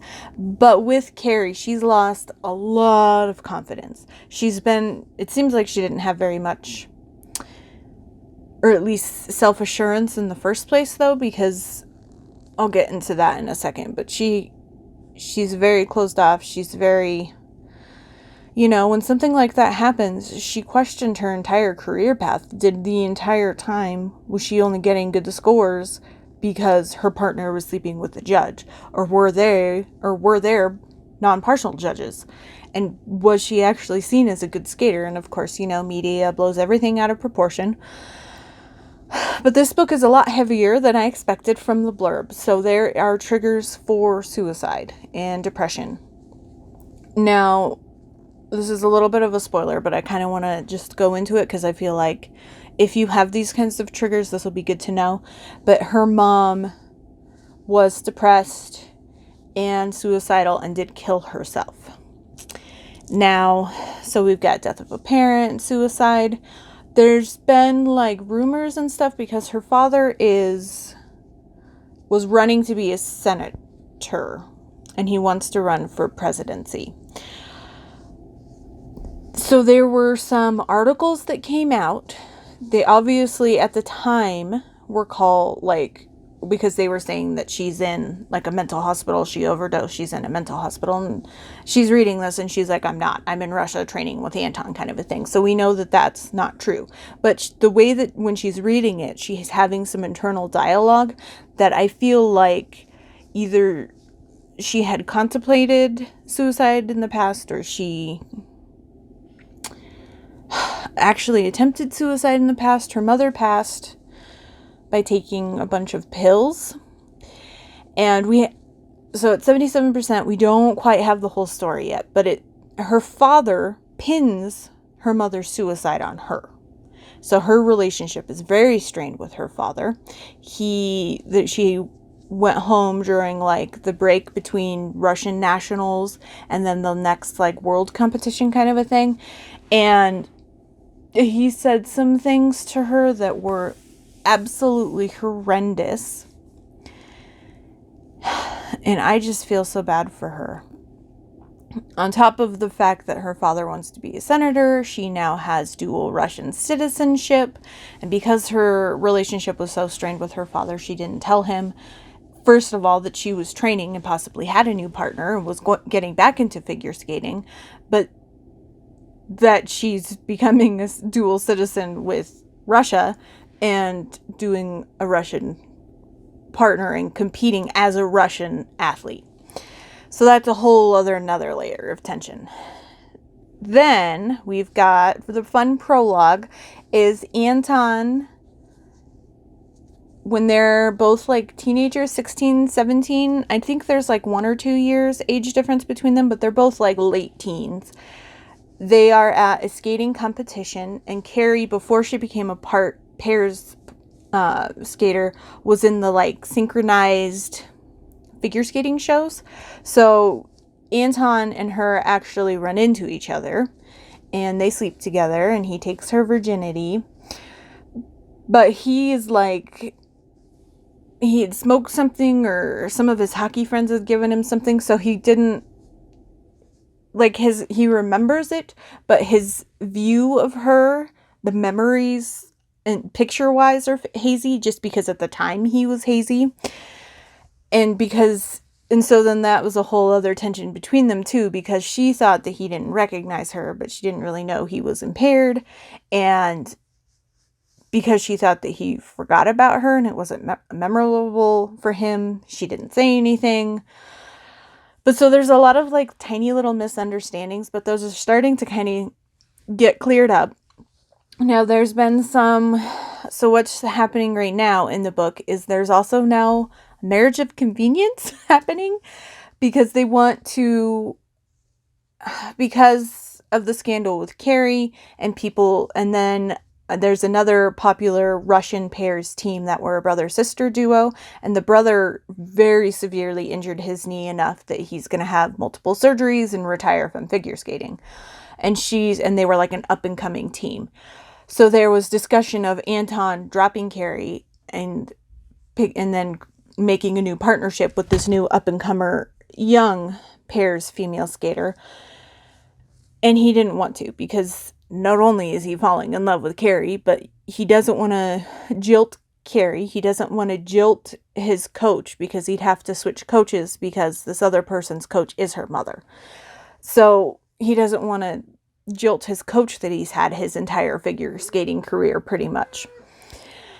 So they end up sticking together, but now Russia and a lot of people are just like, what's wrong with you? She's bringing you down, kind of a thing. So now they kind of put together, because everyone can kind of see that they have really good chemistry. So now, and then there's some Russian fans that they were in a horrible car accident, and the woman is like full body cast kind of a thing, and they were getting married soon. And so they offered, because they saw the chemistry between them, and it's kind of being touted as a love story kind of a thing, that they offered their wedding date to Anton and Carrie. And the coaches were both like, oh, this is a great idea. That'll get like Rush of the Nation behind you is like a good love story kind of a thing, to kind of help the perception that they're seen as not only increase, but also in the judges' eyes, because as impartial as they try to be, there's no way to be 100% impartial. That's just how it goes, especially with judge sports like this. So right now they're kind of doing this, but they are in love with each other, and they have said I love you, and they have slept together again. So I'm really intrigued. I hope that they do really well. So the Winter Games is in Lake Placid, so they're going back to America. And I definitely want to read more in the series. The next book seems a little getting away from figure skating, because I kind of looked at the next book to see who it might be. And it's someone that I don't think we've met, or if we have, it's just in passing, but he's like the bad boy of figure skating, and he's not figure skating anymore. And he joined some reality show where it seems like the point of the reality show is for like engaged couples to go onto it, and it's called like The Last Fling or something silly like that. And basically it's like testing their relationship before marriage kind of thing. And he ends up falling for one of the heroine who's kind of forced to be on the show by her fiance kind of a thing. But so yeah, I'm hoping we don't get too much more drama from either of Carrie and Anton's former partners, and that we just kind of stick with I don't know. And she hasn't completely, like, she started opening up to him. That's the only thing, is I wish that she'd opened up to him more. But she's been hurt so much in her past that I understand her still having closed walls. And I feel like every time she starts to like bring those down, something happens. Somebody does something, somebody says something, her old partner brings up something, her father brings up something. And so she like puts those walls back up. And it's similar to Anton's former partner in that she keeps pushing him away. But Anton is also very cognizant enough to know that it's not that she's pushing him away because she just doesn't love him or she doesn't want him kind of thing. He can see in moments that she really just wants to be accepted and find love and be able to love someone. But there are issues there. And so she keeps like dropping little hints, but she hasn't gone all in with him yet. So I'm hoping that this marriage will kind of help push them a little bit more.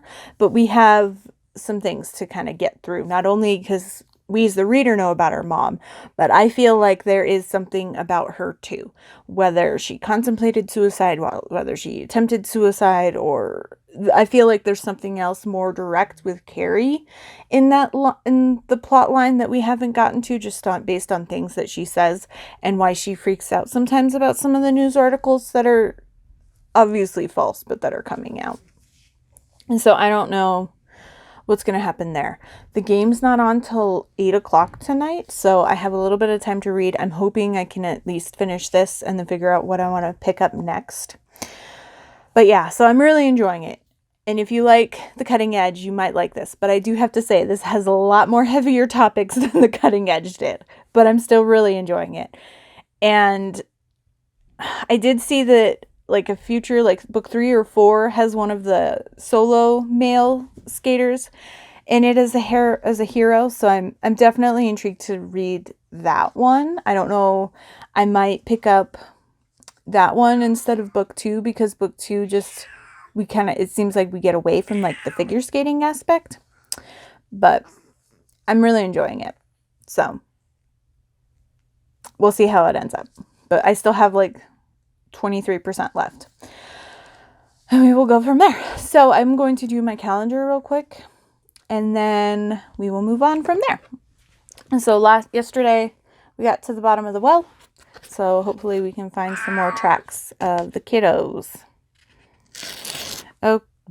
Okay, we are going to be fighting something, it looks like. There's a weird creature. Looks like a kind of dragon-y sort of winged creature. Hi. Okay. After getting to the bottom of the well, you find a small tunnel you can squeeze through. It is a tight fit, but there is enough room to move. It smells damp and moldy. In the distance, you see a pair of yellow eyes peering at you. It is not the children. The creature lets out a low growl and comes charging towards you. Okay, so roll for each round. We'll have our d20 plus attack, damage, and then a d20 plus constitution. So we might have some sort of poison or something, and we're going to have 2 rounds based on the table. Okay, so I will pull out yesterday's sheet. And let's take a look. And I'll get my dice.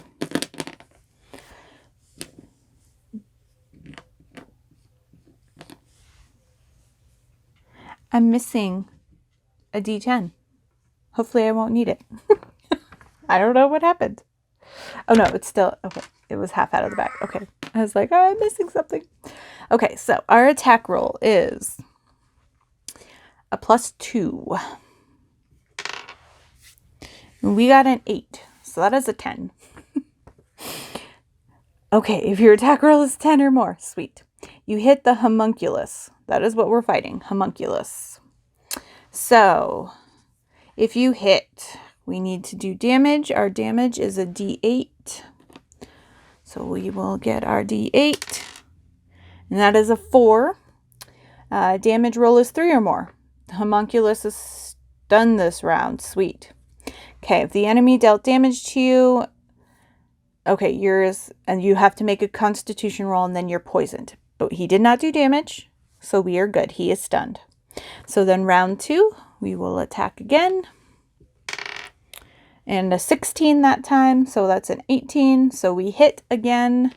And let's roll our damage. Oh, that is not a d8. A 5. Okay, if your damage roll is 4 or more, the homunculus dies. So we killed the homunculus. Cool. And we are not poisoned. And that is it. So we fought the homunculus. We killed it dead. We didn't take any damage this time, which is okay. And we were not poisoned. So all in all, I was good. It was a good, quick, easy, did a quick battle, didn't get injured. Nice. So there's that. I'm going to go and curl up with my kitty and read since I have a little bit of time before the game starts.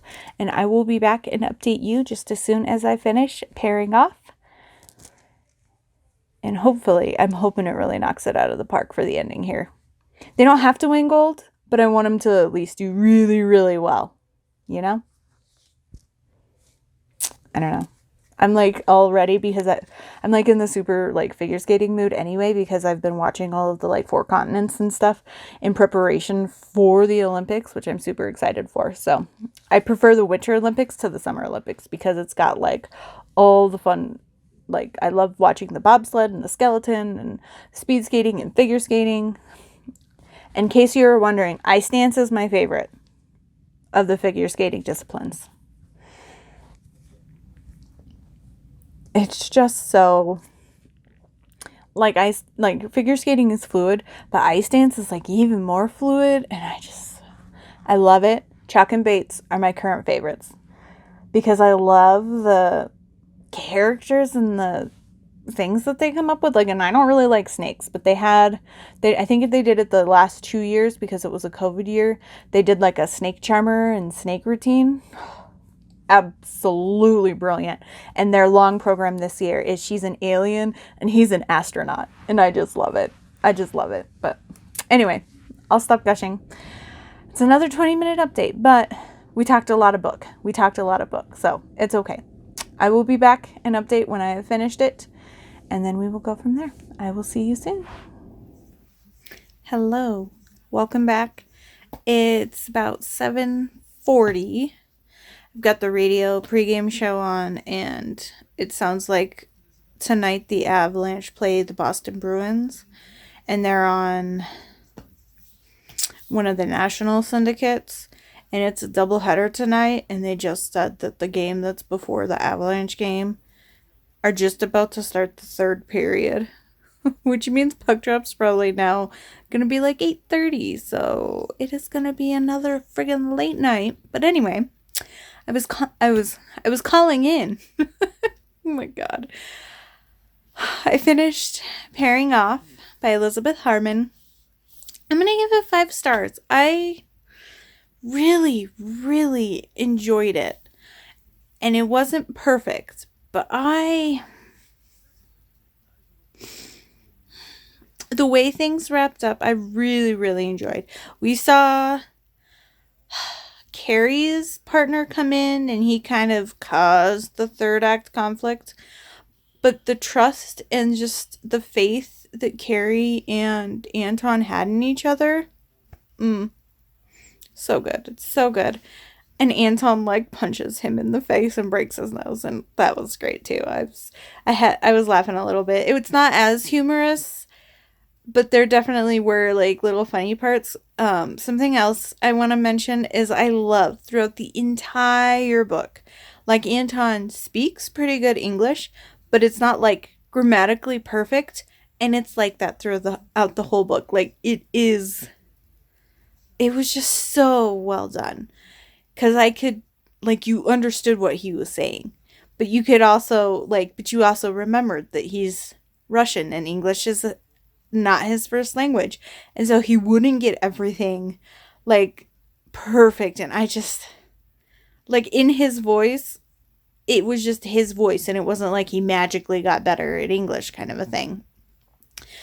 And although we did see Carrie learn Russian, but we also saw her studying, and Anton gave her Star Wars and Twilight and popular American movies in Russian, so she can kind of help learn, which is a lot. It was just really helpful when I was learning Japanese before when I first started taking Japanese classes. I had watched stuff before, but really, if you're not in that culture or area, watching TV shows and listening to music and things like that is a really good way to immerse yourself in the language if you're not there. So anyway, I loved that she also had that going on too. And I'm still curled up in bed because if the game's postponed, then or at least a later start time, I don't want to get out of my cozy blankets yet. It is chilly today. But yeah, I really loved it. I'm still in a contemporary mood. I guess I'll finish talking about it. So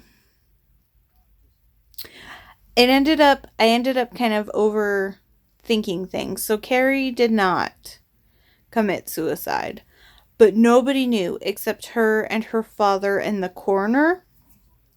And then I think her stepmom knew as well. But nobody knew.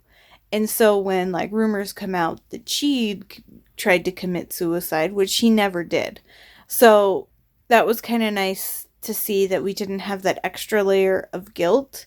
And there was a little bit of reconciliation with her father. It was a little too quick for me, but I feel like there's extenuating circumstances, and she's now living in Russia and her father's still in America. So I felt like, even though it was a little too, HEA-ish for her and her father, I could understand why in this situation they would just want to kind of move on and accept things as is, kind of a thing. But yeah, I really loved it. I definitely want to read more from Elizabeth Harmon. I definitely want to read more in this series. Like I said, the next book sounds a little different, so I'm not sure if I'll pick it up soon, but I like to read things in order, so we'll see what happens. I'm still in a contemporary mood though, so I was trying to go through some ideas that I needed that probably wouldn't work for my Ferrofab bingo boards that I should try to get done or know that before February starts, so then I can just kind of focus on fantasy. But One of them is a book that Shelby rated 5 stars, and she doesn't really read fantasy romance. So I looked through her list of 5 stars, and I was feeling contemporary, but I definitely want something a little more lighthearted and rom-commy. And so I looked through what she's rated as 5 stars for Max Monroe. And so I'm going to pick up this book here. But I can't see it because I don't have magic powers. Taming Hollywood's Baddest Boy. So I'm hoping it's as funny as some of the other books I read from her. The first, or I guess it's a writing duo. The first book I read from them was Single Dad Seeks Juliet last year.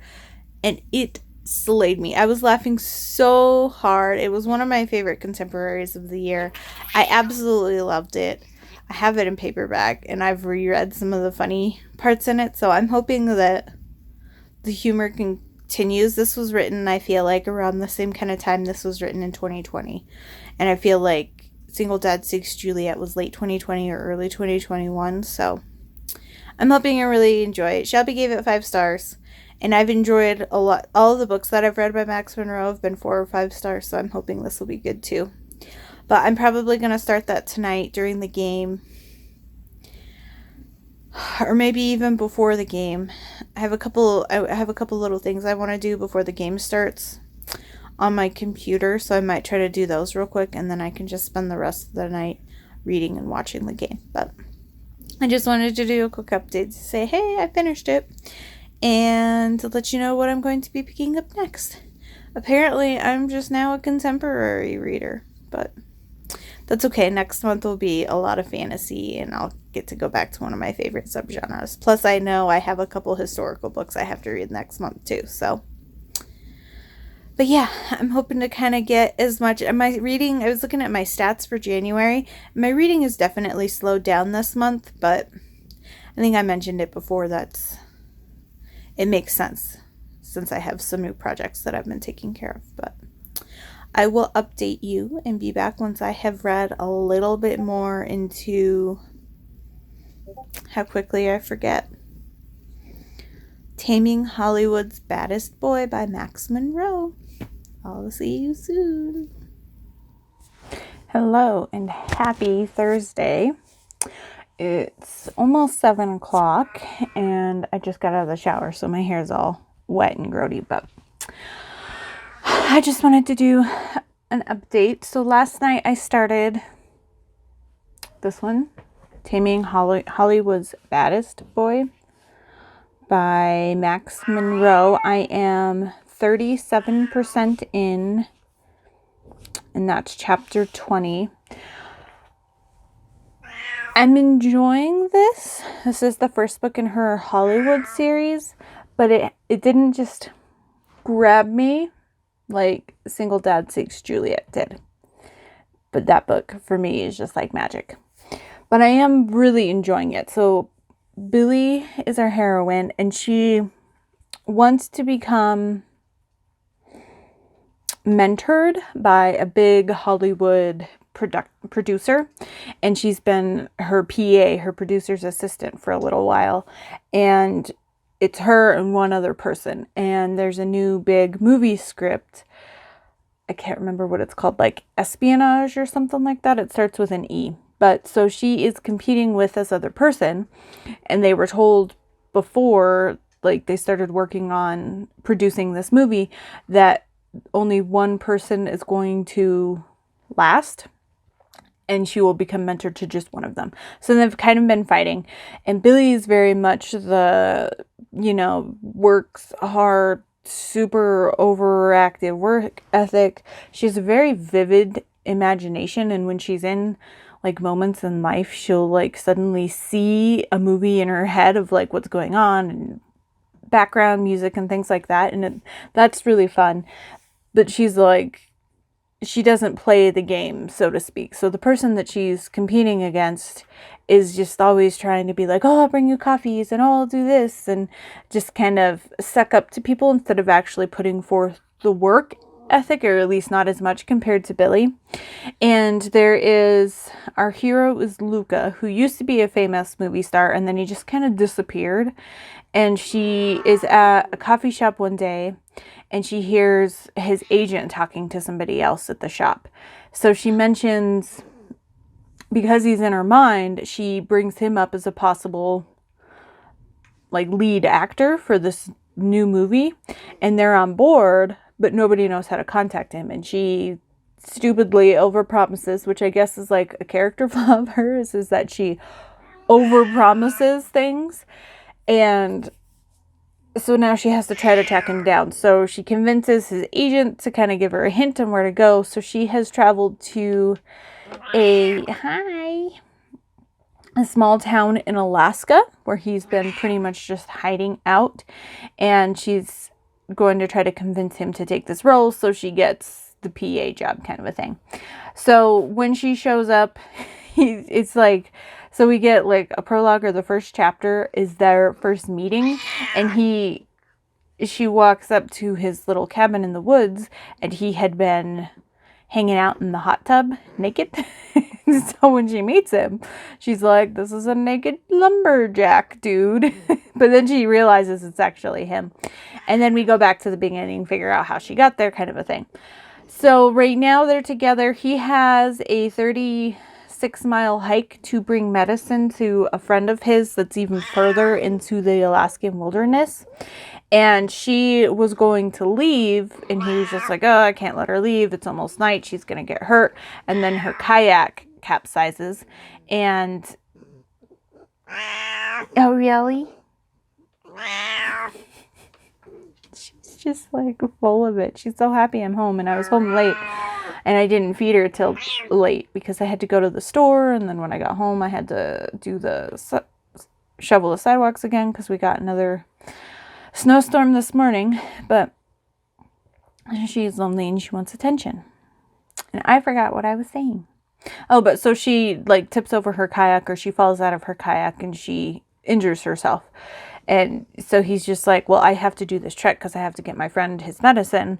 And then she just kind of forces her way along. And she is a complete city girl.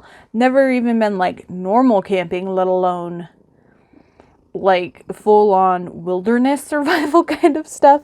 So it's been kind of interesting. And she just hurt her ankle, and she's been really cold at night. And where I stopped off, she had like snuck into his tent because she was like, I'm so cold and I need warmth. And she just, he like doesn't get a say, and she just like crawls into a sleeping bag. And he was gonna just be like, oh my gosh, just go sleep over there, kind of a thing. And then he's like, holy crap, she is like chilled to the touch. So that's fun. And he has I think it's a lab. He has a dog named Bailey, and he just immediately like loves Billy, and he's like, traitor, traitor dog, kind of a thing. So I love it. I love that like trope when like our grumpy, oh my gosh, why are you standing on the light? Now you turn, can I help you? Okay. Okay. Oh my gosh. Just come in my lap. You're stepping on things and you turned off the light. You turned off the light. Just come here. Okay. I'm sorry. Do you want to say you're sorry? You're just gonna purr? She's like purring into my microphone. I don't know if you can hear that or not. Okay, refocus. There we go. So yeah, so they're still traveling, and now she's injured. So I don't know what's going to happen from here. But so now we're going to get some caretaking on top of like the forced proximity and being out in the wilderness by themselves. I'm guessing they're going to just share a tent now. But I'm enjoying it. It's just, Billy's just a little over the top for me. Like, but I feel like Max Monroe's sense of humor can go that way easily for some people. And for me, it's usually just like kind of, oh my gosh, you were just... She walked on my keyboard. She's pushing buttons on my computer behind me here. I just don't. Some days.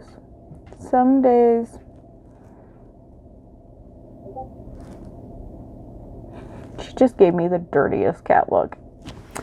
Anyway, so yeah, it's fun. I'm enjoying it. I'm excited to kind of see more, like, them kind of break away from the antagonistic, because he's very antagonistic towards her, but he wants nothing to do with Hollywood anymore. She finally kind of gets it out of him that he left Hollywood because he was known for being like Hollywood's bad boy. So he was kind of getting thrown into parties and alcohol and drugs and fast women kind of a thing, and he didn't want to do that.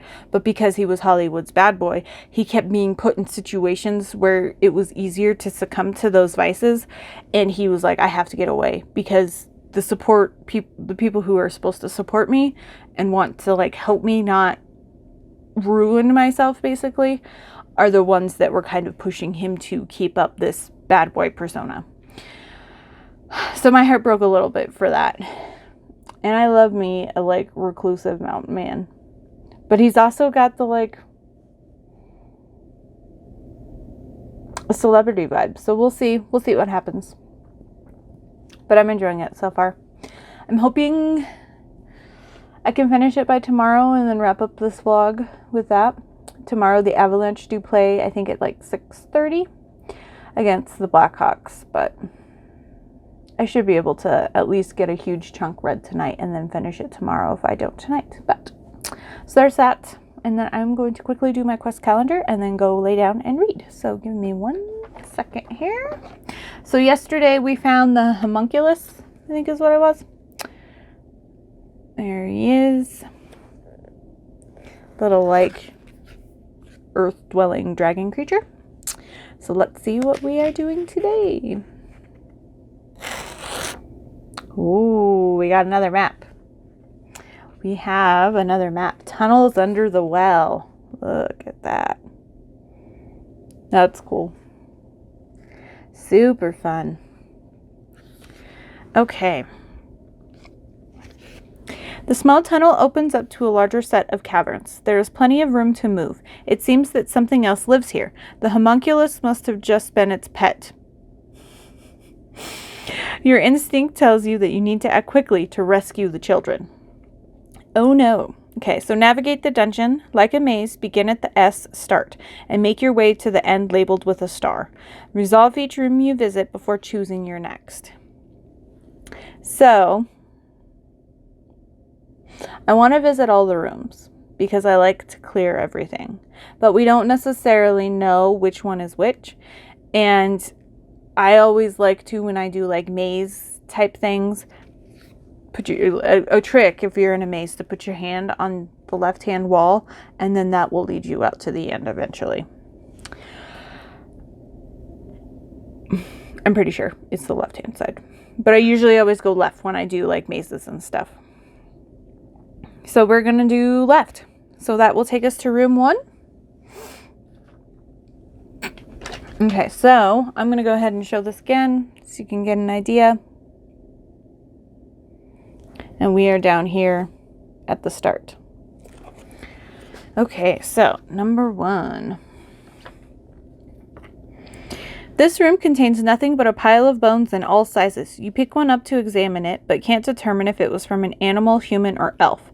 There isn't a single piece of meat, tendon, or ligament on it. Judging by the size of the pile, there are possibly several dozen creatures worth of bones here. You hope the children's bones are not amongst them. You search through the pile. D20 plus intellect, reminder, investigator. And we are not an investigator. And our intellect is a -2. That's not one of our good ones. We're not bookish. 19, no, that's not bad. So if the result is 11 or more, we are a 17. You find no indication of fresh bones from children, but you do find 1 gold piece. Cool. Another piece of gold. I will pull out. I need to just leave one of my markers out here. Okay. I'm going to make a note. We are at 18. Okay. So then, continuing left, we go to room 2. A large cauldron sits on top of a weak fire. Whatever occupies these tunnels may have been cooking. The pot still contains a soup, perhaps. You feel uncontrollably drawn to taste it. Roll d20 plus Constitution. Reminder, danger sense. We have danger sense. And danger sense is add a +2 to all rolls to avoid traps and surprise hazards. Nice. And this is Constitution. We are a +0, but we have danger sense. So we are a total of a +2. And it rolled behind my stand here. 10. So we are at a 12. Ooh. If the result is 14 or less, you immediately begin to retch and vomit. Reduce your health by 1. Ooh, we've taken another point of damage. 2 so far. We only have 11 hit points. Okay. Alrighty, so then continuing on the left hand, that would take us to the star. So,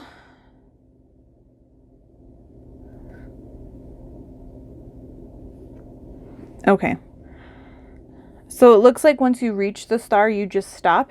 And I want to explore everything before we move on. So we'll just come back down here. And so we're going to go down to room 4 next. And then we'll go around to 3 and then back to the star. So we can try to get through everything. So I will do room 4 next. So instead of going left, we'll go straight down. You enter this room and find another homunculus sleeping soundly. You slowly try to creep around it as quietly as you can. Roll a d20 plus dexterity, reminder, stealthy. And we are stealthy. And that is a +2.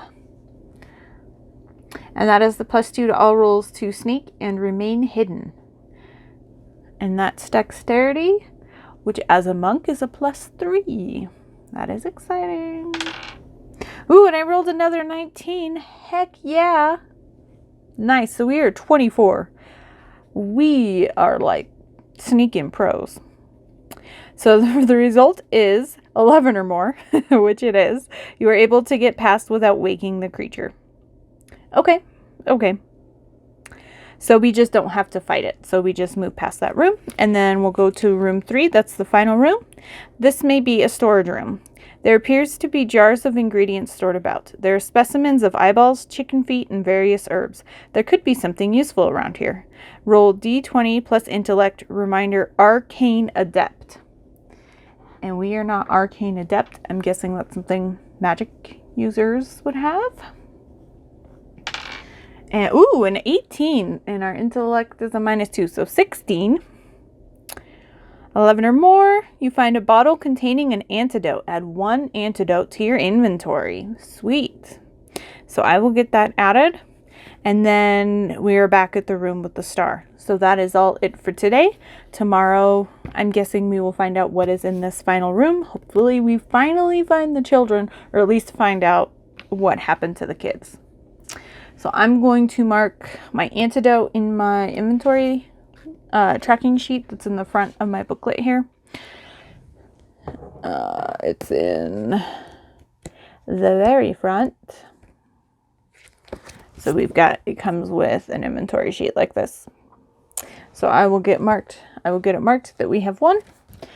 And then I'm going to curl up with my kitty and read for the rest of the night. So if I make some good progress or finish, I will be back to update you on the Max Monroe book I'm reading. And otherwise, I will see you soon. Happy Friday!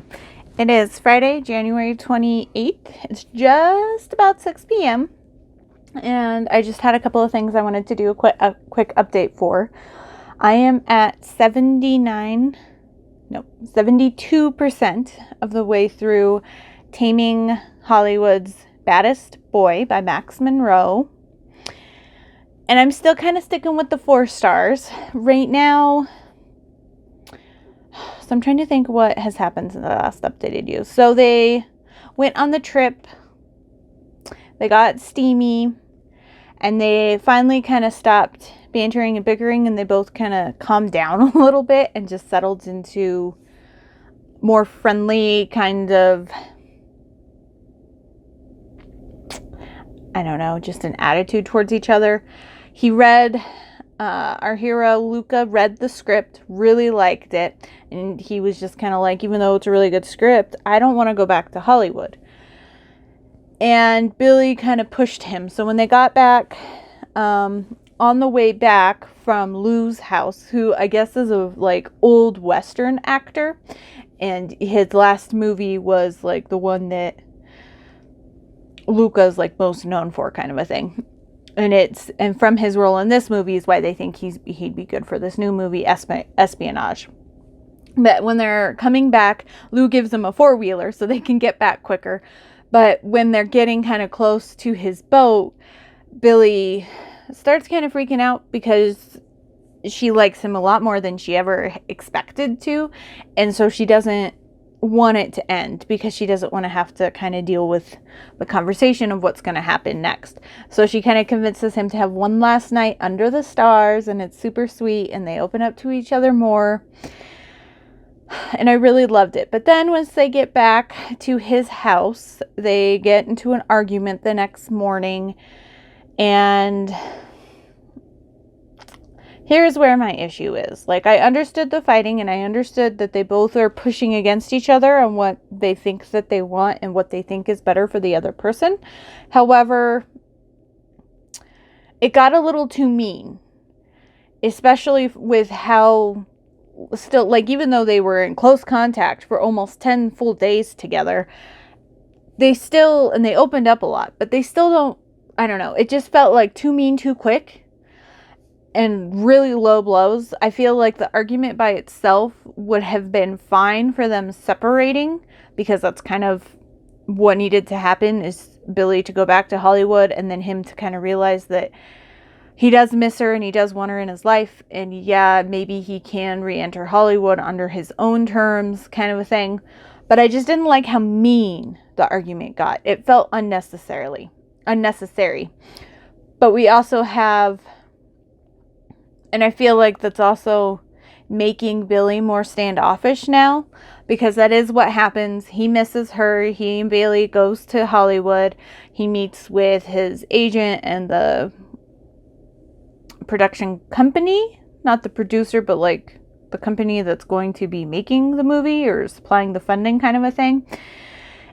And Billy gets kind of assigned to be his go-to assistant, and he doesn't have a personal assistant, and he doesn't want to push too much on Billy, but he has, like, in his mind, he's like, the plan is to film the movie and get Billy back. And so he's like he kind of weaseled into getting her number from her rival PA, and so now he's like texting her, and he was like watching her across the room while he was texting her, and that was really cute. But I am enjoying it, but I didn't like how mean they got. I still feel like this might be just a 4-star, but we're gonna see how it goes. I've got less than 30% left, but I do know that it'll end about 90%, so really it's closer to just 20% less, because they'd have a note that there's like a prologue or a preview to another one of their books, so the book will end about 90%, and so they put that in like the author's note in the beginning so you don't get angry for it ending early. But so there's that. I will update again later tonight once I have finished it. And I probably will finish it. Right now, I went from having just the Avalanche game at 6:30 to a whole bunch going on. So right now, I've got reading sprints going on my iPad.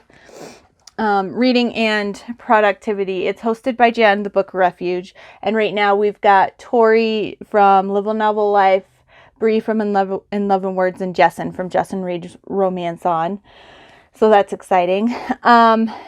The pre-game starts in a couple minutes here. It's almost 6 o'clock.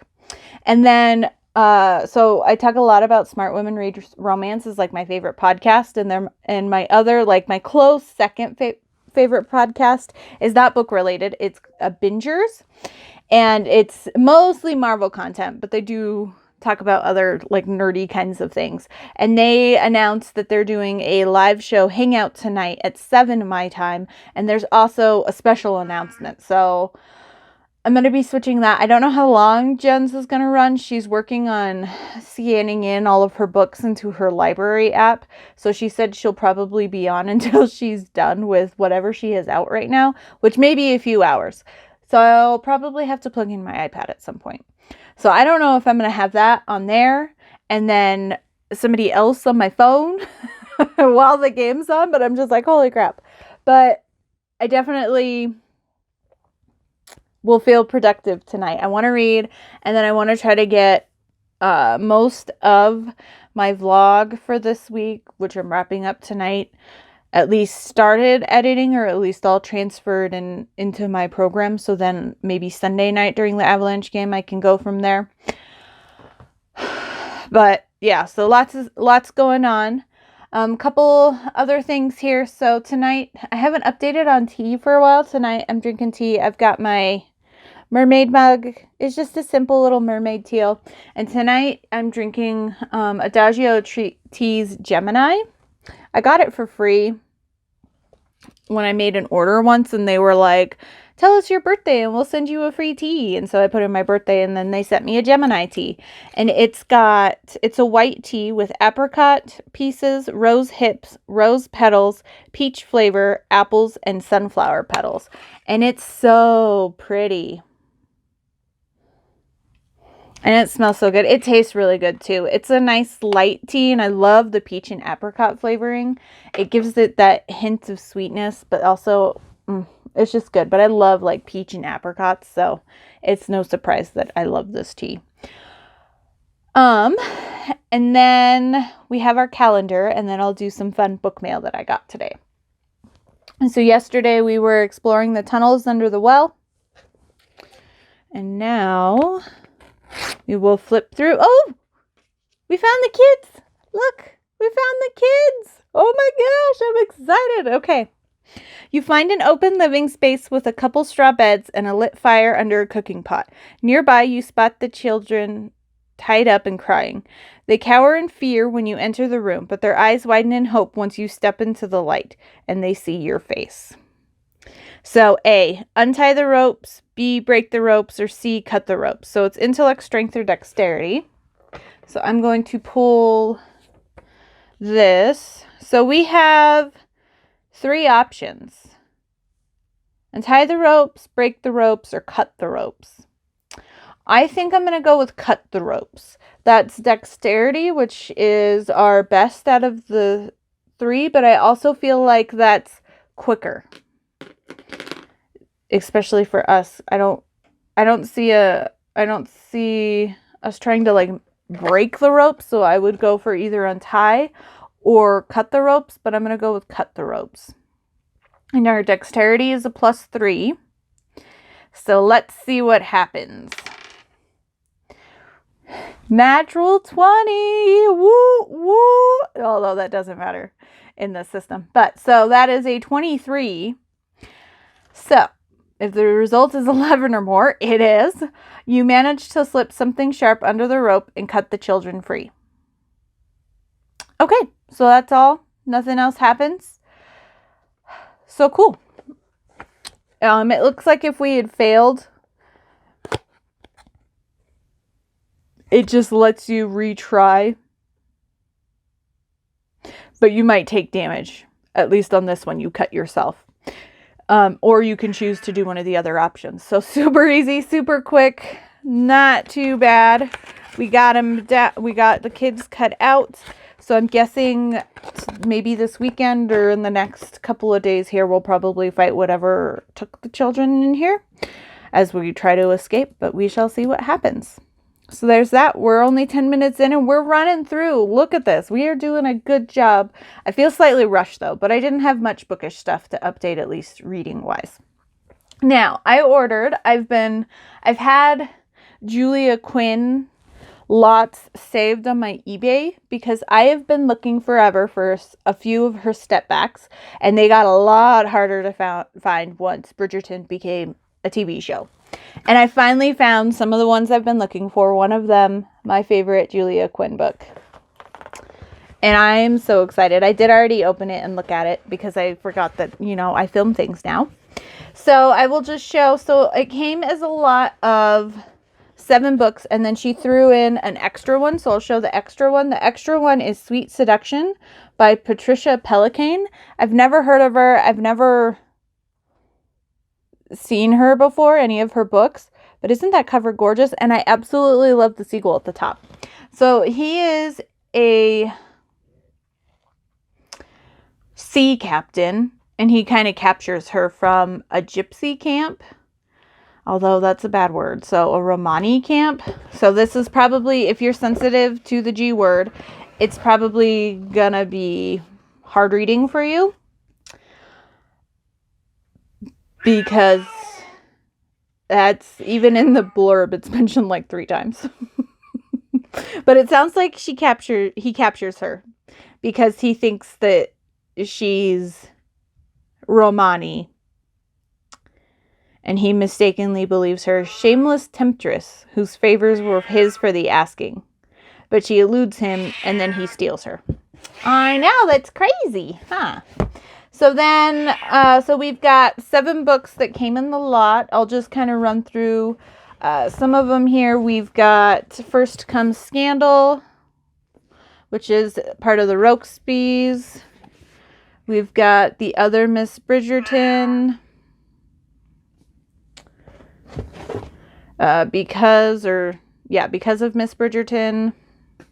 And then this version of The Duke and I, which I will not be keeping for these 4. I'm probably I have a stack of books to take to my local used bookstore for credit, so I'll probably take them there. I don't have that version of The Duke and I, but I do have the original already with the step back. And then I bought the special Once Upon a Time book club, or Once Upon a Book Club, whatever it is, hardback. And then I also got the tie-in that came with, that was from like the first season of Bridgerton, which I really hope that they're doing a tie-in for the 2nd season so I can get the Viscount Who Loved Me with Anthony and Kate Sharma on it. But I really hope that they do a TV tie-in cover for that one as well. And then the other ones I got were all part of the Bridgertons. So we have On the Way to the Wedding with the step back.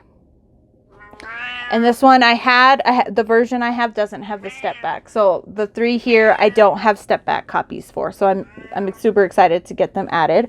An Offer from a Gentleman, which is probably my least favorite of the Bridgertons. And then this gorgeous double-page step back. And then my favorite, Julia Quinn. My favorite Bridgerton. I finally found a freaking copy of the Viscount Who Loved Me with the step back. Oh my gosh. This lot was like really well priced. I paid less than $3 for each of the books with shipping. Even less than that with the extra books she threw in. But this, I knew I had 4 of the books, but this made it worth it, even if I didn't have the other 2. But since I got 3 new step backs out of this, but this, I can't tell you how many copies I've bought used online for the Viscount Who Loved Me with the step back. I'm so happy I had it. This is my favorite Julia Quinn book. This is my favorite Bridgerton book. Kate and Anthony.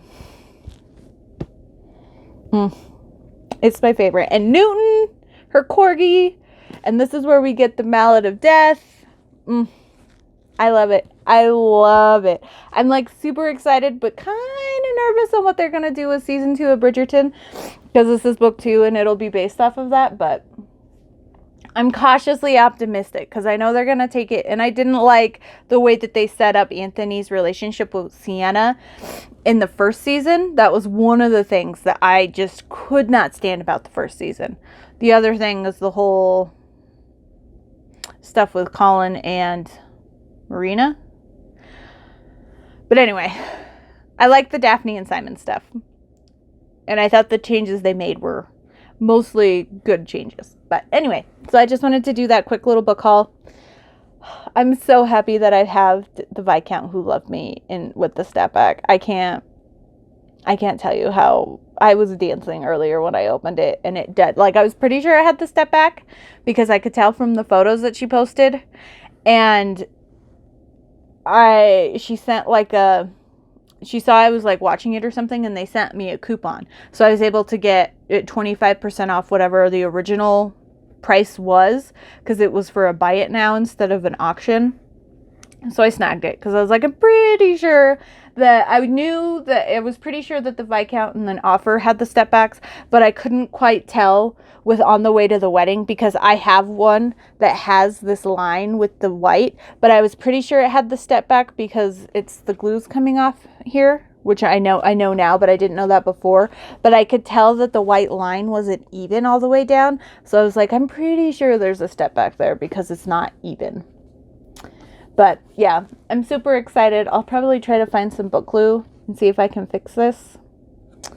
But yeah, anyway, I'm super excited. If you can't tell, but so there's that. I'm going to put on the post-game or the pre-game show here. There's a little bit left in the first reading sprint, and then I'm going to read and try to get through as much as I can before the game starts of Taming Hollywood's Baddest Boy by Max Monroe.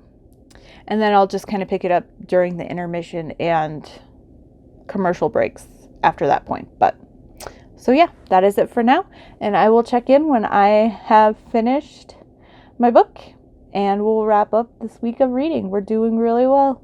We're doing really well this week. I got a lot of books to talk about here. So yeah, that's it, and I will see you soon. Bye. I am back. It is 11 o'clock Friday night, and I just finished Taming Hollywood's Baddest Boy by Max Monroe. I'm going to give this 4 stars. It was good, and I enjoyed it. Billy was a little too stubborn for me, and this is an issue I had with another book recently, is so much groveling was put onto Luca, but there was no conversation had at all. Even Billy to herself. Like, it happened a little bit right after the argument, but later on in the book it wasn't talked at all between her and Luca, or even in her mind, once they were back in Hollywood, that she said hurtful things to Luca too. And he was the only one that was really apologizing and working to get back into her good graces.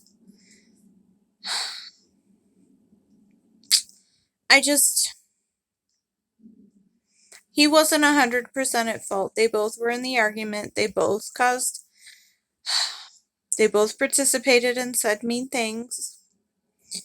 Hers was I don't remember 100%. I feel like hers was probably more reactionary, but she still said them. So I disliked that she never brought up the fact, or it was never really discussed, how she was pushing him too hard when he wasn't ready. But, so yeah, 4 stars. I still enjoyed it. I still enjoyed the writing. I feel like there were moments, especially in the beginning, where Billy was a little over the top for me. But overall, I feel like she kind of settled down, and I'll probably pick up the other books in the series. We kind of get a little sneak peek on the next book is Luca's sister Raquel. And then I looked, because there's a 3rd book in the series too, and I looked at that one, and that's Luca's like Playboy actor friend, and I just forgot her name. Billy's older sister, Birdie, and she's like a country star. So I'll probably read them at some point, but they're not super high on my list. I feel like I'm starting to get a burnout on contemporary, so I want to try to read some historical books. I think I'm going to go with historical. Usually I go to historical or fantasy, but since FaroFab starts next Tuesday, I think I'm going to go with historical and get some good historical in this weekend if I can. I do have plans tomorrow. I need to work on a project, but that is it for this week's reading vlog. We got through quite a bit. We read 5 books, so 4 books and 1 novella this week, which I feel like is a fairly... I usually can get through like 1 or 2 books in a weekend, and then So a little more than usual, but because one is a novella, maybe not. I am a little slower this month than I usually am, though. But anyway, I'll stop rambling. So I finished Taming Hollywood's Baddest Boy, 4 stars. I liked it. If you like Max Monroe, this has all their signature humor and quirky characters and all that. So it was fun. I'm a little picky on my celebrity romances too, though. But I liked that, like, for the first almost half of the book, we were in Alaska and kind of away from that. And that while in that one of like in one of the tropes that we didn't like, there was an instance where Billy was like jealous of Luca interacting with his like co-star actress, but it wasn't actually anything untoward. And it was just like, I don't know. It was just like a quick moment of jealousy because she was still trying to hate him so much and she didn't want to talk to him. And he was like laughing and having a good time with this other person at a big cast party or wrap up party or whatever. And so she had a split second of jealousy, but it wasn't like a drawn out kind of thing. What was drawn out was her stubbornness and her insistence that she hate him and that she never give him a second chance. And that part was a little overdone, but I still liked it. 4 stars, like I said. This is not a super, like, good way to wrap up, I guess, because I'm just all cozy in my robe and laying in bed. Cheese is all curled up with me. Look at her. She's so cute. Yeah. Oh, Daddy. Am I messing with you? Oh, see me, Chatty.